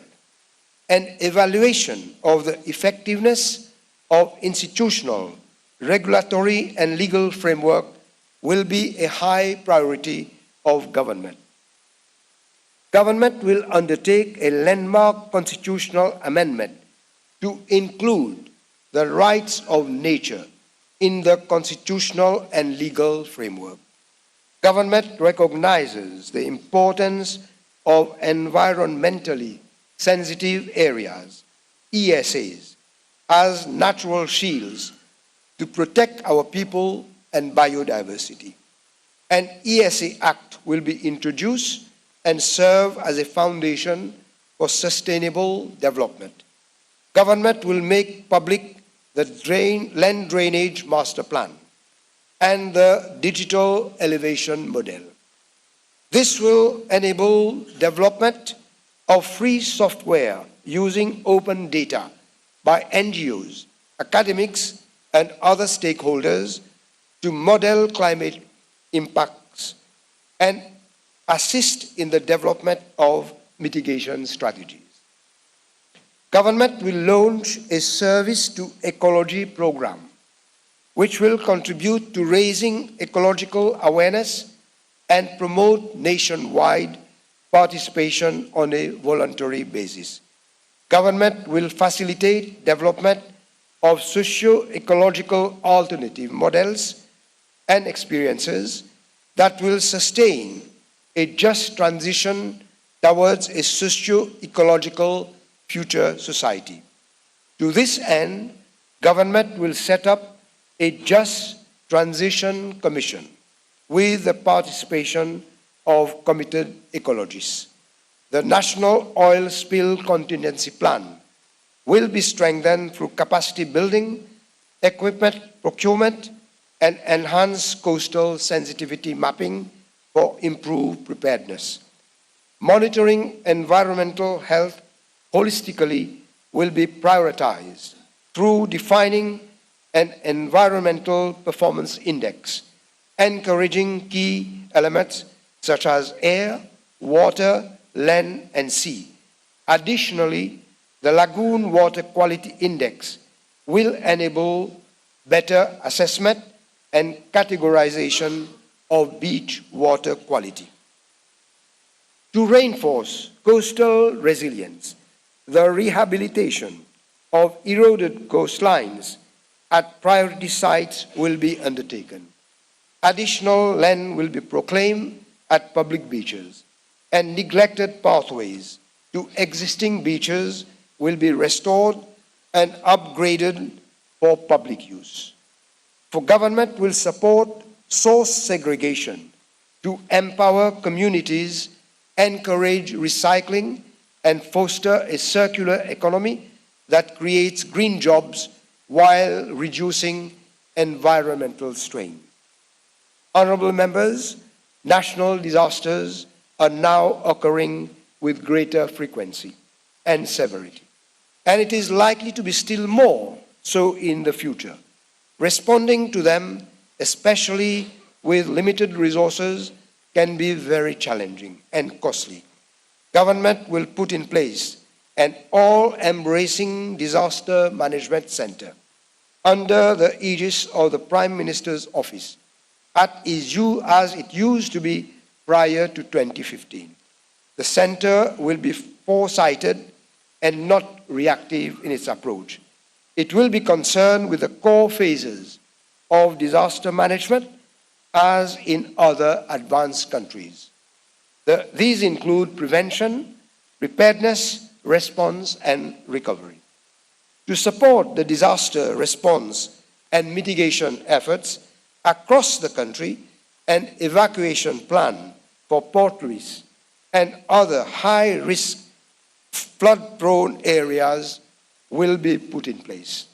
A land drainage master plan for Rodrigues will be commissioned by the Land Drainage Authority. Government will give a major fillip to the development of a green energy industry. It will be a transformative endeavor with multiple benefits cutting across the economy, society, and environment. The former regime missed the opportunity for a real energy transition for lack of vision. Government, today our country faces a 10-year delay. The percentage of renewable energy sources in our energy mix production has been reduced from 23.4% in 2013 to 17.6% in 2024. To remedy this situation, government will implement a comprehensive energy transition program by increasing the share of renewable energy in the mix, with particular focus on solar and wind. Additionally, new sources of financing, including issuance of green bonds and crowdfunding, will be explored. Government's aim is to accelerate the replacement of fossil fuel with local renewable inputs to produce our electricity. To this end, government will completely review the country's energy policy. As government accelerates the development of green energy industry, it will at the same time ensure its democratization. Government will also promote demand management policies in the energy sector through ways and means to use energy more efficiently. Honorable members, the climate crisis is a threat multiplier that impacts profoundly on the water cycle. In Mauritius, the situation has been exacerbated by mismanagement of water resources. Government will review the National Water Policy and the National Integrated Water Resources Management Plan. There are currently 4 different institutions associated with the management of water resources in Mauritius, with hardly any coordination among them. This calls for a revamping of the governance structure of those institutions. Special attention will be given to the water situation in Rodrigues through improvement of the distribution network and storage system. Government will improve the water supply service in all regions in order to improve the quality of life for all, to enable continued development in the agricultural and industrial sectors through productive investments in water mobilization and treatment and distribution and the replacement of defective pipes based on proper leak diagnosis. The sea is seriously polluted due to the discharge of insufficiently treated wastewater by wastewater treatment plants. Many other towns without proper sewage systems experience poor sanitation conditions and health risks, particularly during periods of heavy rain and flooding. Government will take the necessary measures to reduce pollution of the sea and implement investment plans in infrastructure to improve our quality of life, particularly in areas without sewers. Government will review the Sewerage Master Plan 2012 as part of an integrated policy which would include water resources and sanitation together with strategic environment and social impact assessment. The wastewater network will be extended to more regions, including areas prone to overflows, as well as in places where the existing disposal system is creating inconvenience and representing health hazards to inhabitants. Honorable members, arts and culture play an important role in shaping the identity of a nation. Government will organize an Assise des Arts et de la Culture, following which a strategic plan will be charted out for the sector for the period 2025-2029. Government will introduce legislation to recognize cultural workers as defined by United Nations. Support measures will be devised to create a conducive environment for artists. A cultural desk will be tasked with facilitating the obtention of all authorization and removing current administrative bottlenecks to organization of artistic events. The functions of the Mauritius Society of Authors will be reviewed to better support artists and protect their intellectual property rights. Government will also support the development of the creative industry as a new pillar of the economy with the required legislation, incentive schemes, and capacity development for professionals related to the creative industry. The National Heritage Fund will work with the public and private sectors for the creation of a sustainable local economy around major heritage sites. Government will encourage the development and promotion of cultural tourism to portray our diversity and our savoir-vivre. The creative industry will be further boosted through close collaboration with tertiary institutions providing courses in related fields. A cultural rebate scheme spanning across all areas in the arts sector and a directory of musical heritage in the Indian Ocean will be established. The cultural rebate scheme will promote our island internationally, as well as cultural destination with a rich heritage and dynamic arts scene. The law on the status of the artists will be reviewed to take into account the concerns of cultural workers.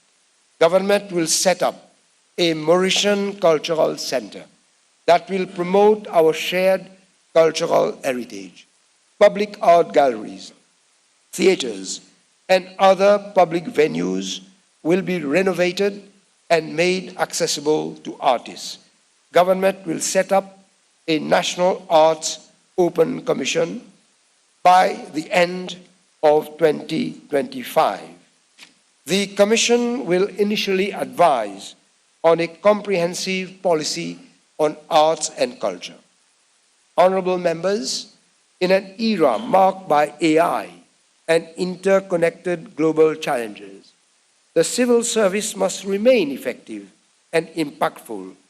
Recognizing this, the government will put quality service at the center of public sector transformation and ensuring that needs of citizens remain a top priority. And adaptive leadership is vital for this transformation and driving national progress, as civil servants must navigate through complexity, uncertainty, and change. Government will encourage innovative practices and empower civil servants to exercise leadership and address systemic issues rather than relying on traditional hierarchical approaches. And we need to create a generation of adaptive leaders, positioning the civil service as a dynamic force for national development and long-term success. Government will put quality service at the center of public sector transformation. The vision of the public service is one that should be dedicated to upholding of public interest and reaffirmation of democratic fundamentals. Restoring trust in our public sector institutions at large is therefore high on government's agenda, given that we have witnessed severe erosion of values, ethics, and good governance principles and practices. Government is committed to bringing public service to new heights of efficiency and effectiveness, centered around the evolving needs of our citizens, and one which is responsive to societal aspirations of the nation while providing necessary support and training to its staff. Honorable members, government will introduce a public sector reforms bill to provide inter alia for reforms initiatives supported by appropriate legal framework with focus on good governance, transparency, accountability, thus paving the way for open governance culture. The introduction of an accountability framework for the public sector will ensure that responsibilities are clearly defined and that there are mechanisms in place to hold individuals and teams accountable. In the face of precarious state of the economy, improving performance and productivity in the public sector will be the top priority of this government. This will be achieved through a revised performance management system, monitoring of public sector delivery, and capacity building. Government will undertake major reforms to ensure that recruitment and promotion in the public sector are transparent and fair. The powers of the Public Bodies Appeal Tribunal will also be reinforced so that the PBAT can have broader jurisdiction with respect to both recruitment and promotion in the public service. Government will introduce a public facilitation system to facilitate public service delivery to the population, reducing cost of accessing services and eliminating unnecessary inconveniences. Honorable members, government acknowledges the importance of accountability and transparency in the administration and delivery of public services, and is committed to reinforce the independent constitutional office of the Ombudsman as an institution where members of the public can confidentially bring their complaints and concerns for address and redress. Government will broaden the scope of the functions of the Ombudsman with a view to enhancing its contribution to the quality of service in the public sector as a whole. Honourable members, a modern and appropriate infrastructure is crucial for redynamizing private investment in both domestic and foreign. A modern and efficient transport infrastructure will be particularly vital. Government will come up with a 20-year master plan which will provide a strategic orientation for the land transport sector.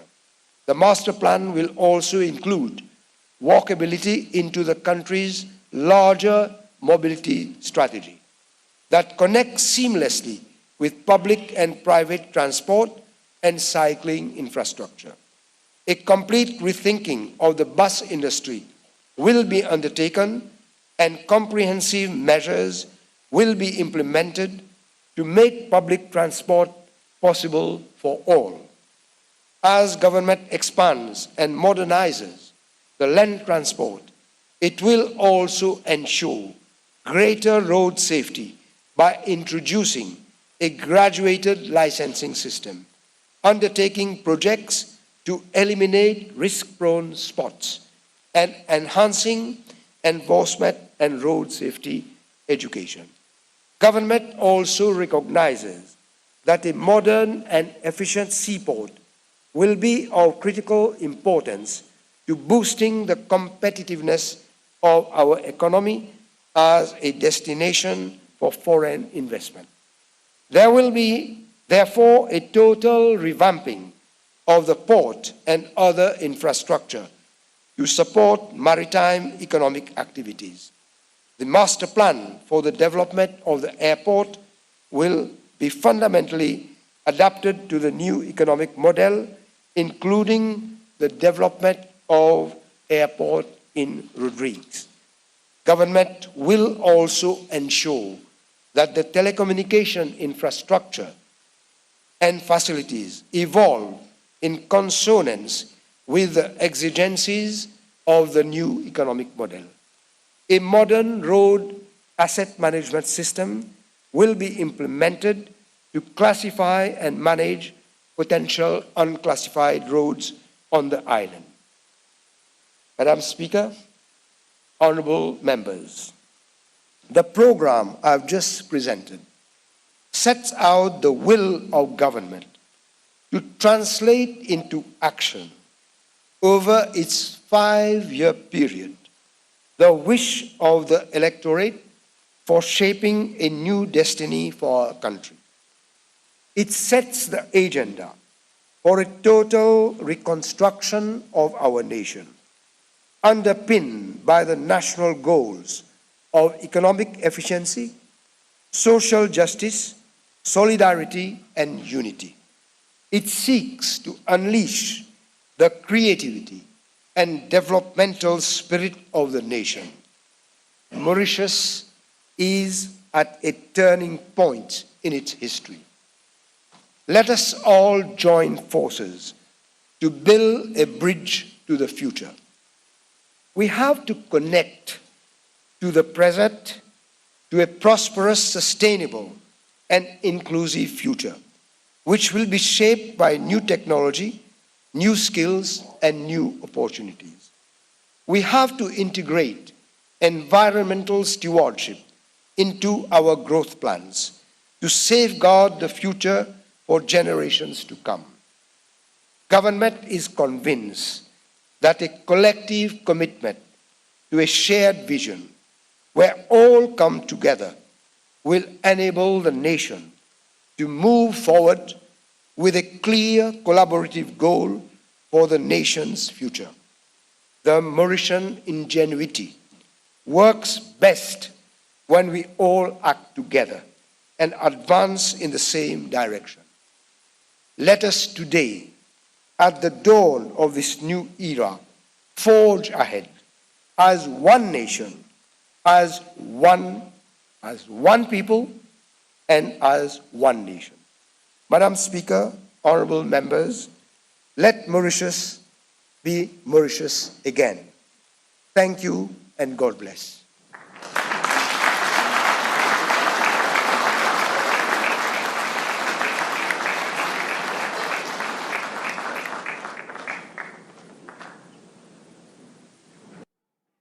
Voilà donc pour ce discours du président, discours-programme qui nous peut discuter juste après la pause publicitaire.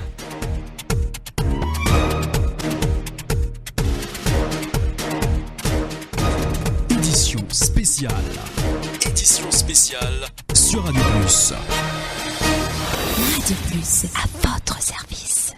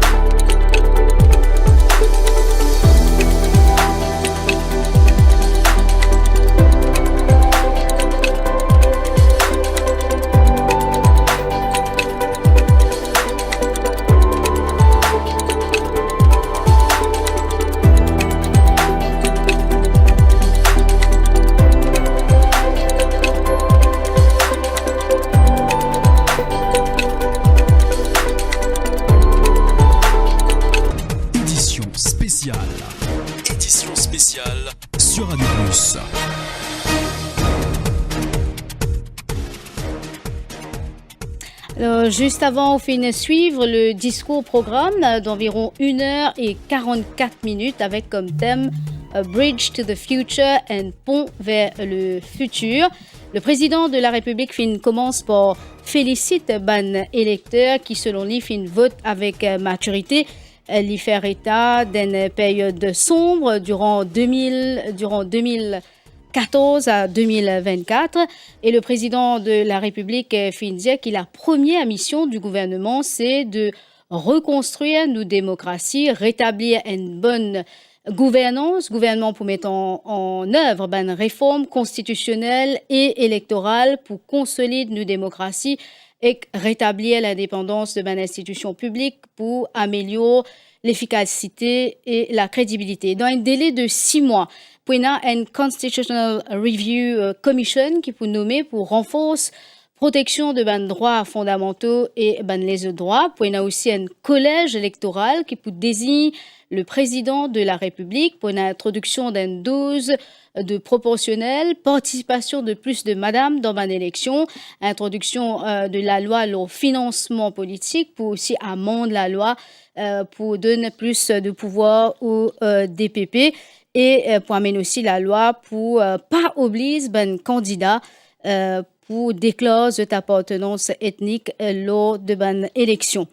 Alors, pour aussi revoir le Public Procurement Act pour assurer plus de transparence dans l'attribution de contrat, le président de la République vient annoncer aussi pour revoir AIB Act pour plus d'indépendance à la MBC. Et l'autre nouvelle aussi, c'est la télévision, l'introduction de la télévision privée. Alors, le gouvernement pour abroge le Financial Services Act et crée l'agence nationale qui est dédiée à la lutte contre les crimes graves. L'agence-là n'est pas pour interférer avec le pouvoir du DPP, mais les points commission pour garantir qui l'enquête se fait de manière indépendante et efficace. Et puis, pour une nouvelle structure de poursuite qui peut mettre en place sous l'autorité du DPP qui vise à renforcer le système judiciaire et à accélérer la procédure judiciaire. Et la loi régissant la FCC, donc pour modifier, pour retirer au directeur général de la FCC pouvoir pour poursuivre les affaires sans l'accord préalable du DPP. Désormais, le pouvoir donc de poursuite relève uniquement du DPP. Alors, l'annonce aussi qui finit faire, c'est par rapport à l'économie mauricienne, le gouvernement compte mettre en place plusieurs mesures pour attirer l'investissement. Les PMI, entre autres, donc, une relation commerciale et économique qui Maurice ENA avec un pays de la région à travers le monde. Une compagnie mauricienne est invitée pour intégrer supply chain régionale, qui dans le secteur l'agro-industrie, textile ainsi que l'ICT concerné. Et petites et moyennes entreprises sont encouragées pour contribuer davantage à l'économie. Le gouvernement pour travailler avec la Banque de Maurice, une stratégie nationale en ce qui s'agit de l'utilisation et de la gestion de devises étrangères. Le gouvernement pour également pencher une réforme concernant dépenses de ce budget national dans le but pour utiliser judicieusement chaque roupie, dépenses gouvernement pour réorganiser. Alors, le président de la République finit aussi laisse entendre qu'il y a plus de familles pour bénéficier de l'Internet gratuit. Il finit aussi évoque 40 heures de travail par semaine pour les travailleurs et il dit qu'il y a une révision de maternité leave. Pour une commission d'enquête, la décision qui finit prend par l'ancien régime dans le secteur de la santé, surtout pendant la période de Covid-19. Le président de la République dit qu'il connaît la vérité. Puis il y a aussi, donc, toujours concernant la santé, un Health Regulatory Body pour régler les services qui sont offerts dans le secteur public et privé. Et puis il y a aussi un online booking dans l'hôpital. Gouvernement pour prendre en charge aussi patients qui besoin faire traitement à l'étranger et ça peu importe l'âge. Puis, on a un Diabetes Center dans tout l'hôpital régional. Puis, on a aussi création de 2 hôpitaux, gynécologie et pédiatrie. Puis, on a aussi un ombudsperson for elderly, qui a l'étude pour mieux encadrer les personnes âgées. Introduction aussi d'un mobile ID en 2029. Et l'autre, l'annonce, c'est que STC, peu importe en vrac, à prix réduit certains produits de nécessité, donc pour aider Mauriciens. Pour revoir aussi Mervyn Beaton, detention centers. Voilà pour cela, oui, mais avant nous passe à detention centers, vous dire que dans sa discours programme là, et en tout, c'est-à-dire 1, 2, 3, 4, 5, 6, 7, 8, 9 chapitres, et que je te mets les contents de sa discours programme là. Premier chapitre, c'est Democracy, Governance, Integrity and Constitutional Reform. Deuxième chapitre, c'est une stratégie de relations internationales qui est plus dynamique. Troisième chapitre, c'est New Economic Model. Quatrième, c'est New Social Order. Cinquième, Fostering Sustainability and Climate Change Adaptation. Sixième, Shaping a New Development Course for Arts and Culture. Sixième est More Performing Public Sector. Et finalement, est Modern and Appropriate Physical Infrastructure. Pour revenir à une annonce qu'il fait dans sa discours programme là, il y en a plusieurs, notamment on commence avec Law and Order. Effectivement, revient la façon qui fait policing à Maurice, cause l'Urban Detention Center, les conditions de détention, façon qui détenir Dimoun qui fin arrêté, et au niveau de la drogue, du combat contre la drogue, fin annoncé qu'il faut mettre beaucoup plus de moyens à la disponibilité de la force policière pour qu'ils soient capables de combattre ça fléau. Là, moi pensez au niveau du directeur des poursuites publiques, on finit balise tout, mais il paraît qu'à travers le discours programme, je peux remettre en valeur le directeur des poursuites publiques qui pour retrouver un petit peu sur l'indépendance, ban pouvoir qui est énorme en matière de poursuite, mais aussi nous pouvons trouver qui davantage pour mettre l'accent la police et que DPP c'est une seule équipe et pas des différentes équipes qui faisaient la guerre contre d'autres camarades, mais nous trouvons qu'il peut accentuer le pouvoir qui vous donne au directeur des poursuites publiques, malgré le fait que Financial Crimes Commission peut toujours opérer en ce moment. Fin annoncé dans sa discours programme là qui pour abroge la Financial Crimes Commission Act et qui se pourrait venir avec un National Crimes Agency, mais seulement nous rappelle qui dans un discours politique et que dans ce manifeste électoral, je cause plutôt d'un Serious Fraud Office, mais il est possible que sa National Crimes Agency là, l'IPOCO englobe beaucoup plus d'affaires qui un Serious Fraud Office type guetter. Sinon, au niveau du changement climatique, une cause de l'introduction d'un Environmentally Sensitive Areas Act, côté gouvernement, l'IPFR, un des priorité des priorités, le changement climatique pour une évaluation des institutions régulatrices et du cadre juridique et qui donc pour l'objectif d'assurer une synergie entre les différents parties qui œuvraient contre le changement climatique Priscilla. Sinon, nous avons aussi de préservation et réhabilitation des plages pour préserver le littoral et un terrain supplémentaire pour allouer pour un usage public que de ban sentier pour dégager pour améliorer l'accès. Nous connaissons que c'est un vrai problème dans le quotidien des Mauriciens.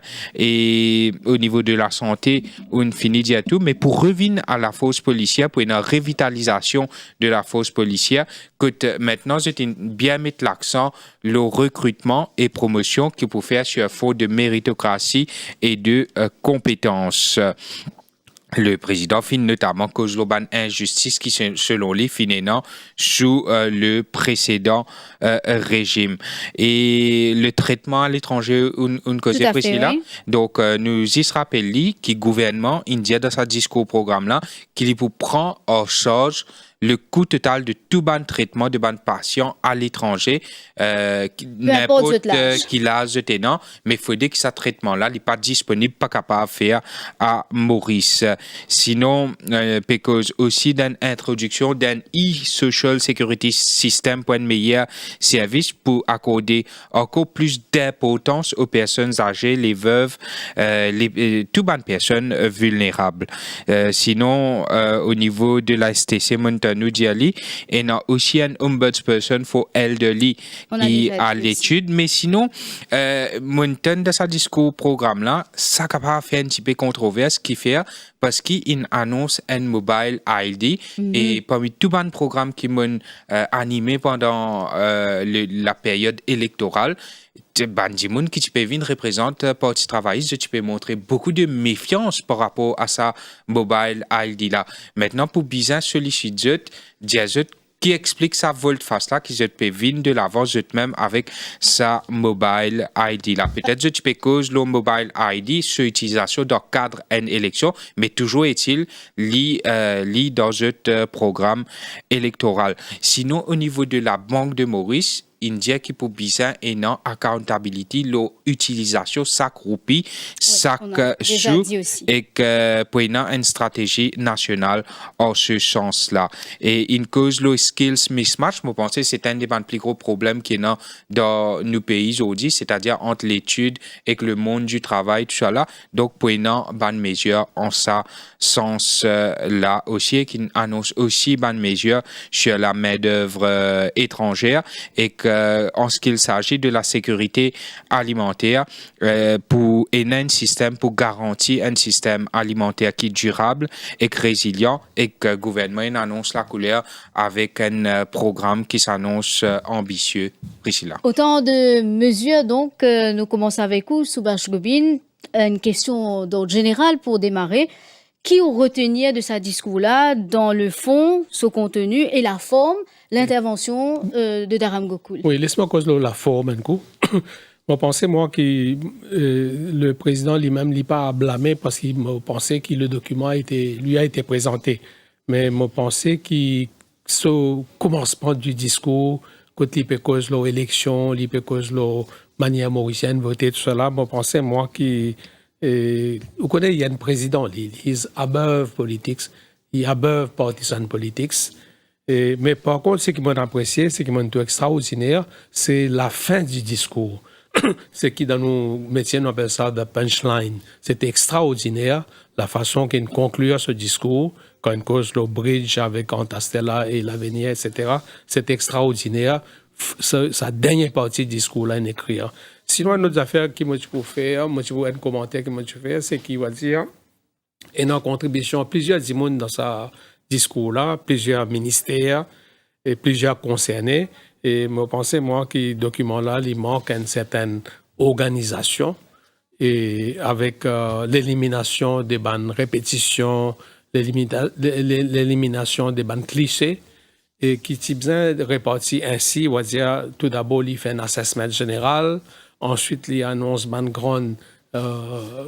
les grandes intentions. Réforme. Et en dernier lieu, il raconte vraiment les mesures qu'il peut prendre. Et vraiment, il y a une mesure extraordinaire. Par exemple, d'après ce qu'on comprend, pendant la semaine de 40 heures, et le ministère de la fonction publique, par contre, il peut aborder aussi la question d'accountability des banques fonctionnaires. Nous connaissons qu'il y a beaucoup de scandales qui sont passés dans ce pays-là. Et à la réponse à la question, quand on pose à un fonctionnaire une question, ben, qui fait faire ça, il dit nous avons l'autre depuis là-haut. Nous avons fait ça. Donc, ça can sifter blâme-là, passe-boule. Et donc, ça concept d'accountability de chaque fonctionnaire, comment il prend décision, et qui s'en a donné l'autre, etc. Moi, je pense, moi, qui ça peut jouer un grand rôle dans vraiment combattre la corruption à Maurice. Merci Soubash Gobin. Peut-être Jean-Claude de Lestrac avec nous? Il paraît qu'il y a une conférence de presse qui est en préparation. Alors, nous restons à l'attention de peut-être si le Premier ministre causait nous capable basculer en direct. Il pourrait écouter encore 3 fois la série de mesures, ne m'ont pas intéressé. Hein? Oui, donc c'est ça. Justement, est-ce qui ça discours-là, selon vous, à la hauteur de l'attente pour un gouvernement qui arrive avec un 60-0, hein? Oui, vous pensez, il est extrêmement ambitieux. ce qui m'inquiète, c'est pas vraiment une inquiétude, mais une interrogation tout au moins, est-ce qu'il nous y a les ressources humaines pour mettre tout ça dans mesure-là en pratique et dans quel time frame? Parce qu'il dit, pour l'essentiel, peine de surprise parce qu'il révèle ce qu'il dit déjà dans son manifeste. Mais maintenant, il donne un ton un peu plus concret.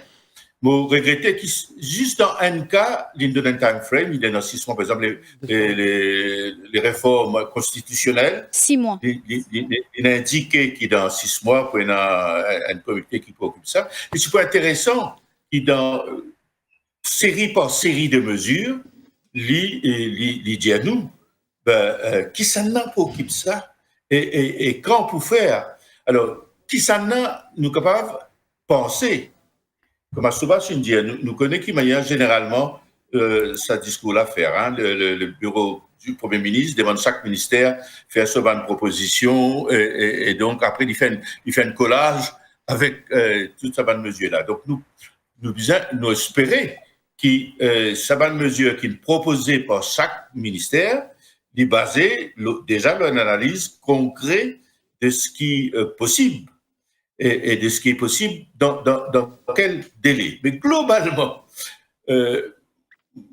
mon Dieu, si tout ça va une mesure annoncée là, je réalise dans sa mandat là, Maurice pour venir le meilleur pays au monde. Pour un modèle de démocratie, un modèle d'économie, un modèle d'adaptation au changement climatique extrêmement ambitieux. Bon, il n'y a pas une critique si un gouvernement montrait ambitieux. Et il n'aime pas de rêve dans la manière dont les choses sont présentées.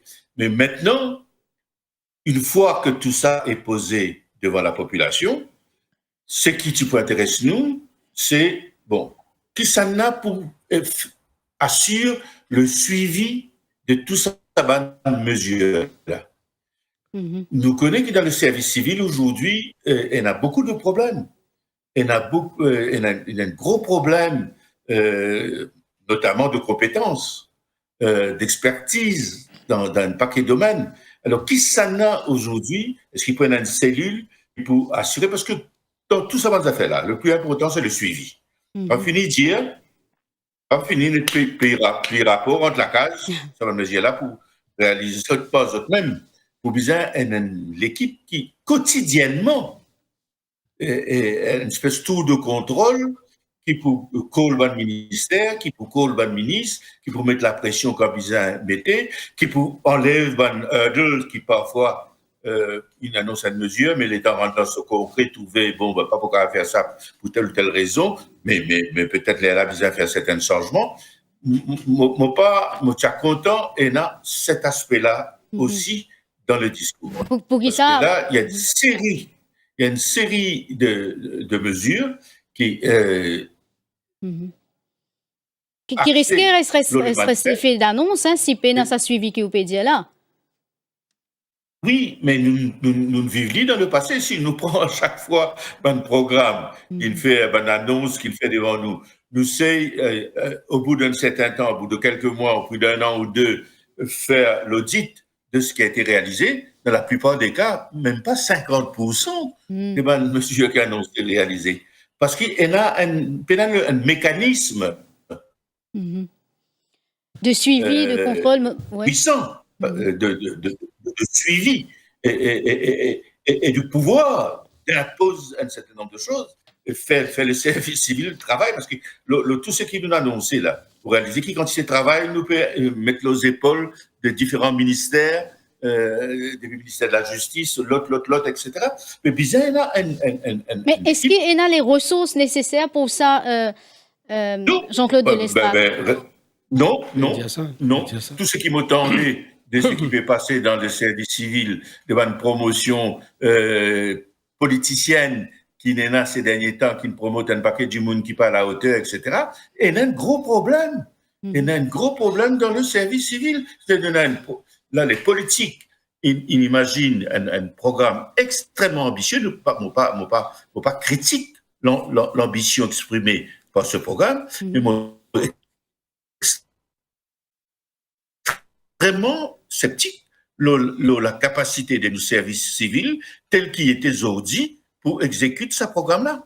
On ne va pas connaître comment pour faire. Parce que nous commençons par le commencement. Parce que tout est une question d'hommes. Les institutions sont réalisées par ce pas les institutions qui font les hommes, ce sont les hommes qui font les institutions. Quand les compétences qui sont nécessaires pour appliquer un programme aussi ambitieux, aussi détaillé. Je suis bien content que ça aussi fait partie du débat. Ouais. Soubash Gobin, si souhaitait réagir, il y a quand même Farid John Bokas. Allez-y, m'écoutez. Mais il y a un point qui est très intéressant qu'il a annoncé, c'est la commission qui pour recommande une réforme constitutionnelle.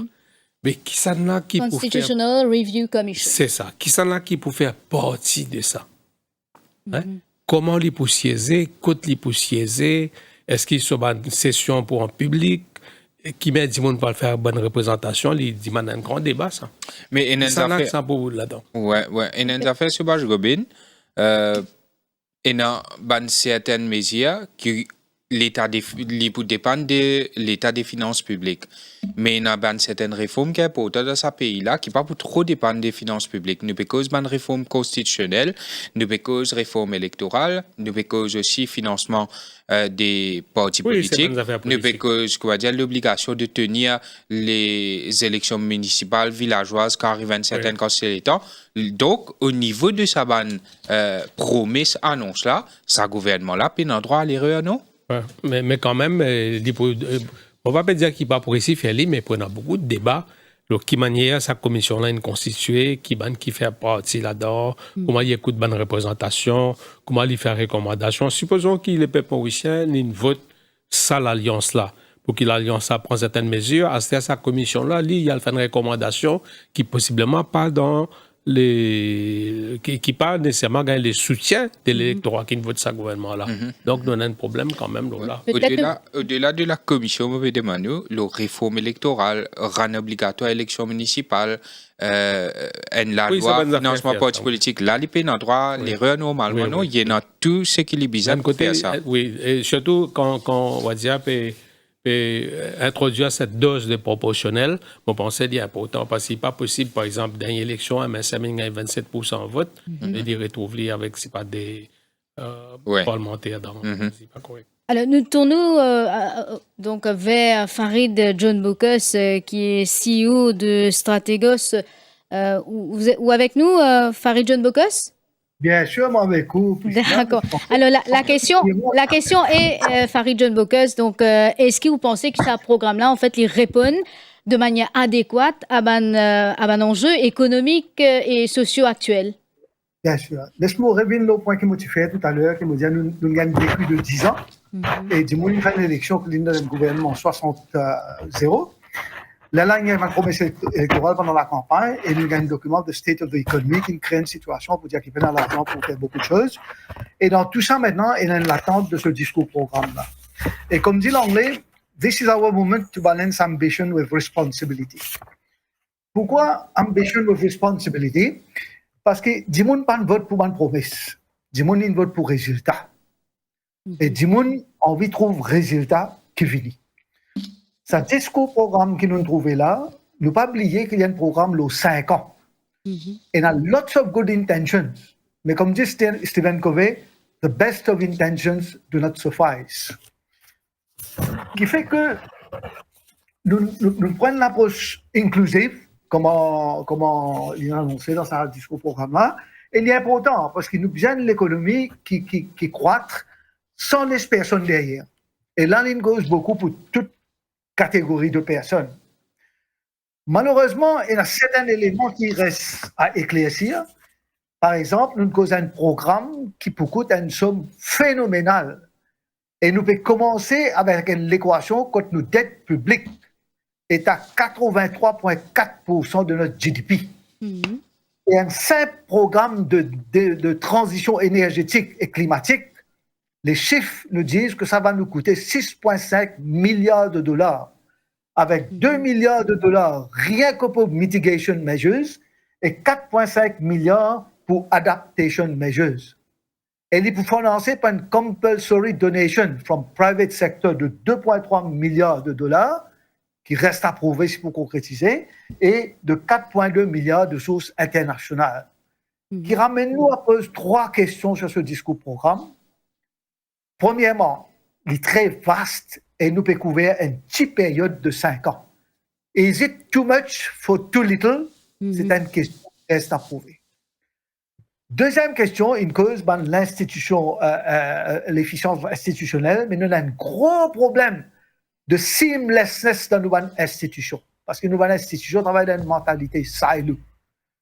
Bon, il y a une commission qui pourrait me poser pour ça, mais la question qui se pose, is it too much for little? Et c'est ça qui me rejoint le problème de monitoring and evaluation.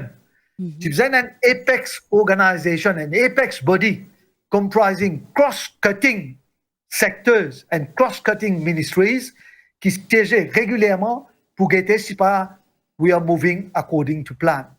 Et en même temps, dans ce monitoring and evaluation mécanisme-là, nous avons c'est un chantier colossal, nous avons un Citizens Portal Tracking Projects. Que le public qui peut participer pour dire si nous pouvons bouger, si nous ne pouvons pas bouger. Donc, je dire, c'est beaucoup de bonnes intentions, mais pour réaliser ça dans 5 ans, il paraît assez complexe, assez difficile. Nous pouvons attendre beaucoup de ces 5 budgets annuels qui vous présentez là, mais il ne faudrait pas oublier aussi que la croissance réelle comes from building industries, not just buildings. Nous avons créé l'industrie, et moi, je trouve beaucoup la création de l'industrie, excepté que nous répétons des affaires qui pour Ocean Economy et nous pouvons aussi Education Hub. Mais pas oublier que 10 ans de cela, nous avons un programme gouvernemental pour gagner Education Hub, que tu prévois pendant 100 000 étudiants étrangers qui sont dans Maurice. Donc, veut dire que dans ce discours-programme-là, nous disons qu'il y a des quick wins. Qui sont des affaires qui atteignent rapidly, quickly, qui rentrent dans le budget, mais pour vous avez une task force qui travaille vraiment, what is the best we can do out of this discours programme over the next 5 years pour que quand même le public sente qu'il n'y a pas 10 gagnants de promesses, mais il peut gagner un résultat. Au bout du compte, le public là, il peut trouver un résultat, quand il peut trouver la restauration de la démocratie, du law and order, qui sont porte-monnaie, quand il est dans le supermarché, ce porte-monnaie allégé, qu'il trouve un sens de la méritocratie. Méritocratie, c'est vite dit, c'est facile dit. Mais dans la pratique, nous guettons déjà là, est-ce que la méritocratie est là ou pas, nous ne connaissons pas. Donc, il y a un problème vraiment, un chantier très, très colossal, mais un autre élément qui manquait aussi par rapport à ce budget-là, nous pas oublier, nous cause, par exemple, nous cause pour faire un zoning pour agricultural, land. Mais pas oublier, un national zoning system. L'agriculture fait ce zoning. Mais quand nous energy zoning system là, quand nous avons wind farms pour trouver, quand nous avons solar farms pour trouver, et nous causer l'énergie renouvelable qui peut mettre l'emphase au solar et wind. Mais nous pas oublier que solar et wind c'est l'énergie intermittente. Et nous besoin de baseload pour assurer la sécurité de l'énergie et la stabilité de l'énergie. Et ça, pour l'instant, c'est le charbon qui nous donne ça. Nous besoin faire une bonne transition vers la biomasse pour nous assurer le baseload pour que le pays pas perdu. Parce que si nous enlevons le solar et le wind à l'extrême, nous prenons un problème de storage, un BESS appelle ça. Et le rapport de la Banque mondiale dit nous pouvons store un BESS storage system à Maurice pour coûter 1,5 milliard de dollars. C'est un projet phénoménal qui est difficilement réalisable dans 5 ans. Donc, nous avons une transition en douceur pour faire. Le programme là très ambitieux, sur 5 ans, beaucoup de promesses. Mais vraiment, nous devons calculer comment pour réaliser the best out of it. Et nous devons trouver un peu plus aussi dans le job creation. Et un autre élément qui critique, c'est que nous ne pouvons pas vivre en isolation. L'île Maurice, c'est un point dans nowhere in the world. Et dans ce qu'on appelle la mondialisation. Et nous avons un élément de brain drain. Et brain drain là, si nous faisons skills mismatch, nous mettons là, il n'est pas assez pour retenir nos bons talents. Parce que le pull factor de un pays comme Canada, l'Allemagne, Cayman Islands, Luxembourg, l'Australie et Guernsey, le pull factor trop fort avec qualité de vie différente, service médical différent, pérulativité différente, etc. Donc, nous avons besoin d'une stratégie. Au-delà de sa skills mismatch adresse ça là, nous avons besoin d'une stratégie de retention of talent dans Maurice. Donc, qui fait que, mon pensée, c'est un discours-programme qui me fait rapidement, dans peu de temps, nous besoin de dire, il fait là, et qui prend un peaufinement, et qui, avec une proposition, une suggestion pour venir, probablement certaines améliorations et nous bien attendre beaucoup. Une bonne initiative, vous trouvez, c'est pour remettre en place le ministère de Economic Planning, parce que Economic Planning is one thing and finance is another thing. Et je pense longtemps, nous avons un ministère de Economic Planning qui fait un travail phénoménal, c'est un National Development Unit, et ramène ça, je pense, à une très très bonne chose. Moi-même, je restructure le ministère du Commerce et de l'Économie au Mali, je récemment pour créer un ministère de Economic Planning. Je pense qu'il y a une bonne affaire. Moi, j'ai l'expérience personnelle au niveau de la Banque de Maurice, que la politisation et l'intervention ministérielle était phénoménale, une très mauvaise chose. Et cette indépendance des institutions qu'il veut donner, tout ça, très, très louable. Et l'essentiel, c'est, comme je peux dire sur le plateau, c'est beaucoup de promesses. 5 ans. Is it too much for too little? Est-ce qu'il y a un mécanisme de suivi et d'évaluation pour faire ça? Est-ce qu'il y a des ressources et des financements pour capable faire ça? Comme je dis, nous pouvons commencer avec une dette publique qui est assez fort. Est-ce que vraiment, nous pouvons arriver à destination? Il est important de mettre en place un système d'accountability là pour nous connaître nos vrais progrès là-dedans. Mettre une matrix là-dedans et nous mettre un système d'accountability pour guetter who is performing, who is not performing. Et moi, apprécier là-dedans un point qu'il l'alit à Soksubo, il a mené dans ce programme gouvernemental pour dire celui who doesn't perform gets kicked out. Et ça, il y a un grand pas en avant, ça. Et nous devons faire ça avec chaque responsable qui peut nommer aujourd'hui. M. Fabrice David aussi dit, nous devons faire un close accountability mechanism pour guetter who delivers and who doesn't deliver to be able to reach destination.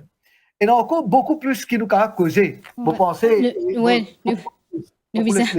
Bien sûr, nous vous interrompons. Alors, est-ce que peut-être nous en mesure de suivre d'autres réactions avec nos collègues qui actuellement au Sir Ariel Al-Vakji Hall, peut-être à la régie, si vous êtes capable, confirme-nous si nous en mesure propose quelques réactions. Peut-être si nous sommes capables d'écouter le docteur Navin Ramgoulam, paraît-il non pour l'heure. Jean-Claude Delestrac?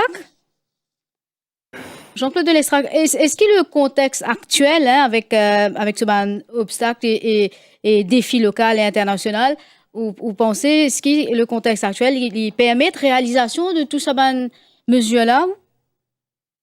Bon, mesure-là, pour le contexte actuel, mais il y a un contexte éventuellement appelé à évoluer. Alors, Mouchakota reprécise une chose. Et Farid, il aussi, il a présenté là. C'est la question du suivi de sa annonce là.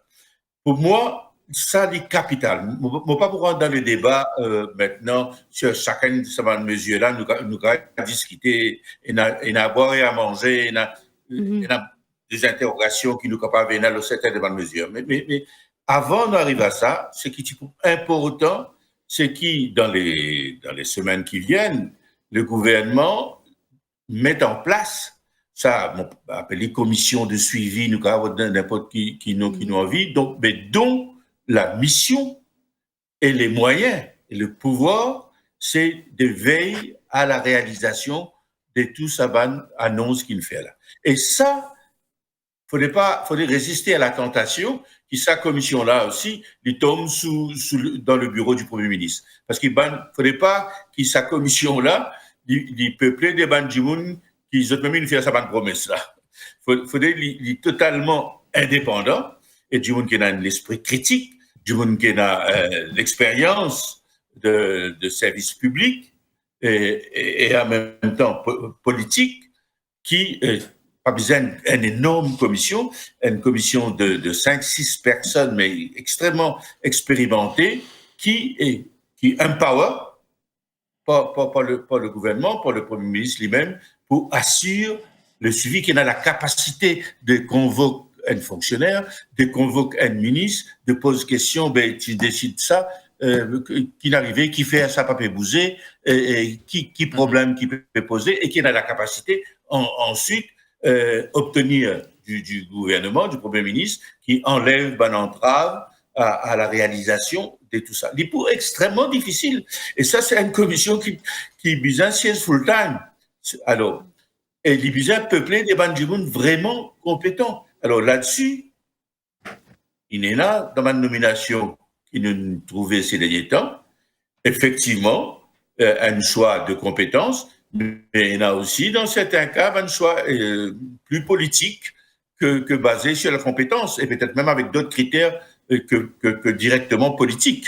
Allons dire des critères sociologiques qui n'utilisaient. Mais ça, c'est pas de ça que je parle. Moi, je parle du monde qui choisit uniquement en fonction des autres compétences, de l'expérience, et à qui le pouvoir central transfère un certain nombre de ce pouvoir, parce que le Premier ministre, sa quantité qui est là pour faire, il n'est pas capable de suivre tout. Faudrait qu'il, en dehors de lui, et dans sa institution. Sinon, dans 1 an, nous réorganisons ce débat-là, nous faire un audit des bonnes mesures qui n'exécutaient, et nous pourrons réaliser les là qui bien tigines qui n'exécutaient. Et les là, il est trop tard. Et deuxièmement, moi, j'ai une conviction basée sur mon expérience. Toute bonne mesure qui nous prend dans les prochains 6 mois, nous ne pas prendre jamais. C'est maintenant qu'un gouvernement besoin d'agir. Parce que s'il n'est pas agir maintenant, dans 6 mois, une organisation, un lobby, etc., tout cela pour organiser, pour commencer bloc libre, pour commencer paradis. Et lui-même, il peut hésiter pour faire un certain nombre de choses. Il faudrait là, maintenant qu'il y a sa poussée électorale populaire qui peut soutenir lui et qui pas pour rester longtemps, nous tous connaissons comment ça a été, il faudrait qu'il profite de cet état de grâce pour qu'il fasse sa bonne mesure-là, en particulier les mesures les plus difficiles. Mon père trouve vraiment des mesures impopulaires dans ce qu'il a annoncé, mais probablement les mesures impopulaires quand elles viennent dans le budget dans 2 ou 3 mois, et dès là, il change de rapport que la population est là avec le gouvernement. Ouais. Et maintenant, il y a cet état de grâce-là qu'il est besoin de faire le plus rapidement possible, en tout cas, il enclenche le plus rapidement possible toutes ces différentes mesures qu'il peut proposer, parce qu'il peut y avoir des gens qui peuvent une cause dans les oreilles Premier ministre, dans les oreilles ministre, dire non, ça ne peut pas faire ça, si nous faisons ça, nous gagnons tel problème. Ouais. Avec X, Y, Z, c'est maintenant, comme on dit maintenant, disons, entre maintenant et les prochains 3 mois, qui tout ça va nous mesure-là bien enclencher. C'est qu'il n'est pas pour nous faire dans sa période-là, pas pour faire jamais, selon. Voilà. Merci beaucoup pour votre intervention. Aujourd'hui, l'OSA Plateau Spécial là, Jean-Claude Delestrac. Nous terminons avec vous, Subhash Gobin, parce qu'à 18h, il y a le grand journal qui finit avancé à 18h, spécialement aujourd'hui, en raison de ce discours-programme. Moi, il y a 2 questions pour terminer par rapport à ce que Jean-Claude Delestrac peut dire. Le secteur public, ban fonctionnaire, pour bien efficace, pour capable deliver the goods par rapport à ce discours-programme-là. Ben, un mesure par rapport au secteur public même, là, because public sector transformation, public service qui peut bien reach new heights of efficiency, pour un public sector reforms bill, pour bien accountability, performance management system, et aussi pour bien une réforme par rapport à recrutement et promotion dans le secteur public. Pour qui ça discours programme là réalisé, est-ce que ça pas bizarre une priorité des priorités là, l'efficience du secteur public? Moi, entièrement partage l'opinion de Jean-Claude Delestrac à l'effet qu'il nous a un problème avec la fonction publique moi était aujourd'hui. Et moi j'ai eu l'occasion de sa fonction publique là pendant 50 ans et mon trouvé qu'il y a année après année, décennie après décennie, et nous n'avons pas un talent qui nous tient longtemps. Et que, on va dire, le niveau, il est de plus en plus down. Et il y a plusieurs raisons pour ça. Moi, je pense les meilleurs dans le secteur privé ou les meilleurs à l'étranger. Et aussi qu'au cours des décennies, finalement, beaucoup de politisation, beaucoup de bonnes affaires, on va dire, prothèses nous bannes, coupées, tranchées, etc. Il amène cette situation-là. Nous bien besoin un secteur public hautement performant, capable de veiller à ce que ça va une mesure là puis appliquer, et moi penser ça capable de faire ça.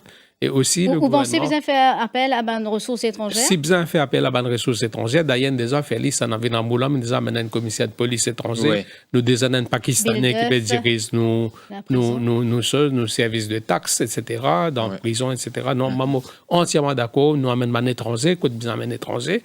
Et je pense que le gouvernement a besoin d'une stratégie de marketing des bonnes mesures. One step at a time, mais tous les jours, ils annoncent, et voilà, nous prenons telle mesure de redressement. Transparence, communication. Voilà, oui, dans la transparence, moi, je pense que c'est très important. Dernière question. Une cause, les finances publiques qui est important dans la réalisation de ces mesures. Déjà, au ministère de la Santé, je trouve qu'il y a beaucoup d'annonces qui peuvent plaire au public en général. Mais globalement, les finances publiques, pour bien important, ou pensez, est-ce que le deal Chagos devient plus que jamais important pour le gouvernement là? Enfin, nous pas trop mélanger, pas d'issue là, mais je pensais, quand on écoute ça, discours-programme là, je trouvais que le ministère de la Santé, il bien fait son homework.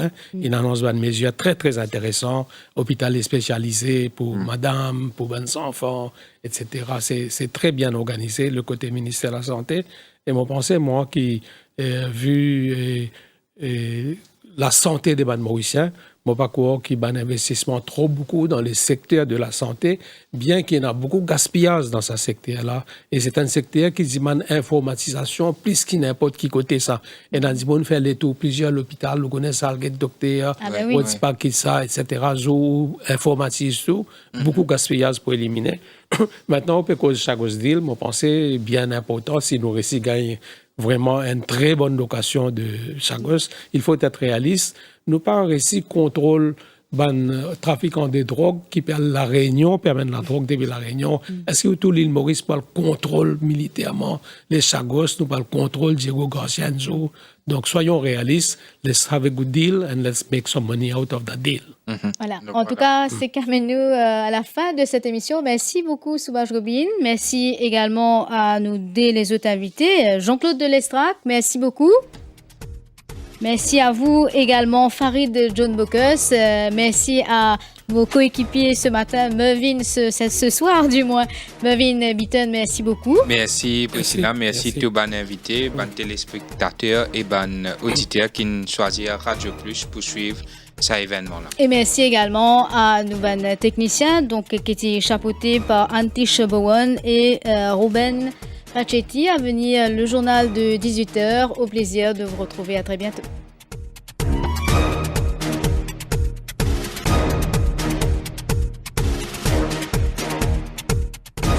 Édition spéciale.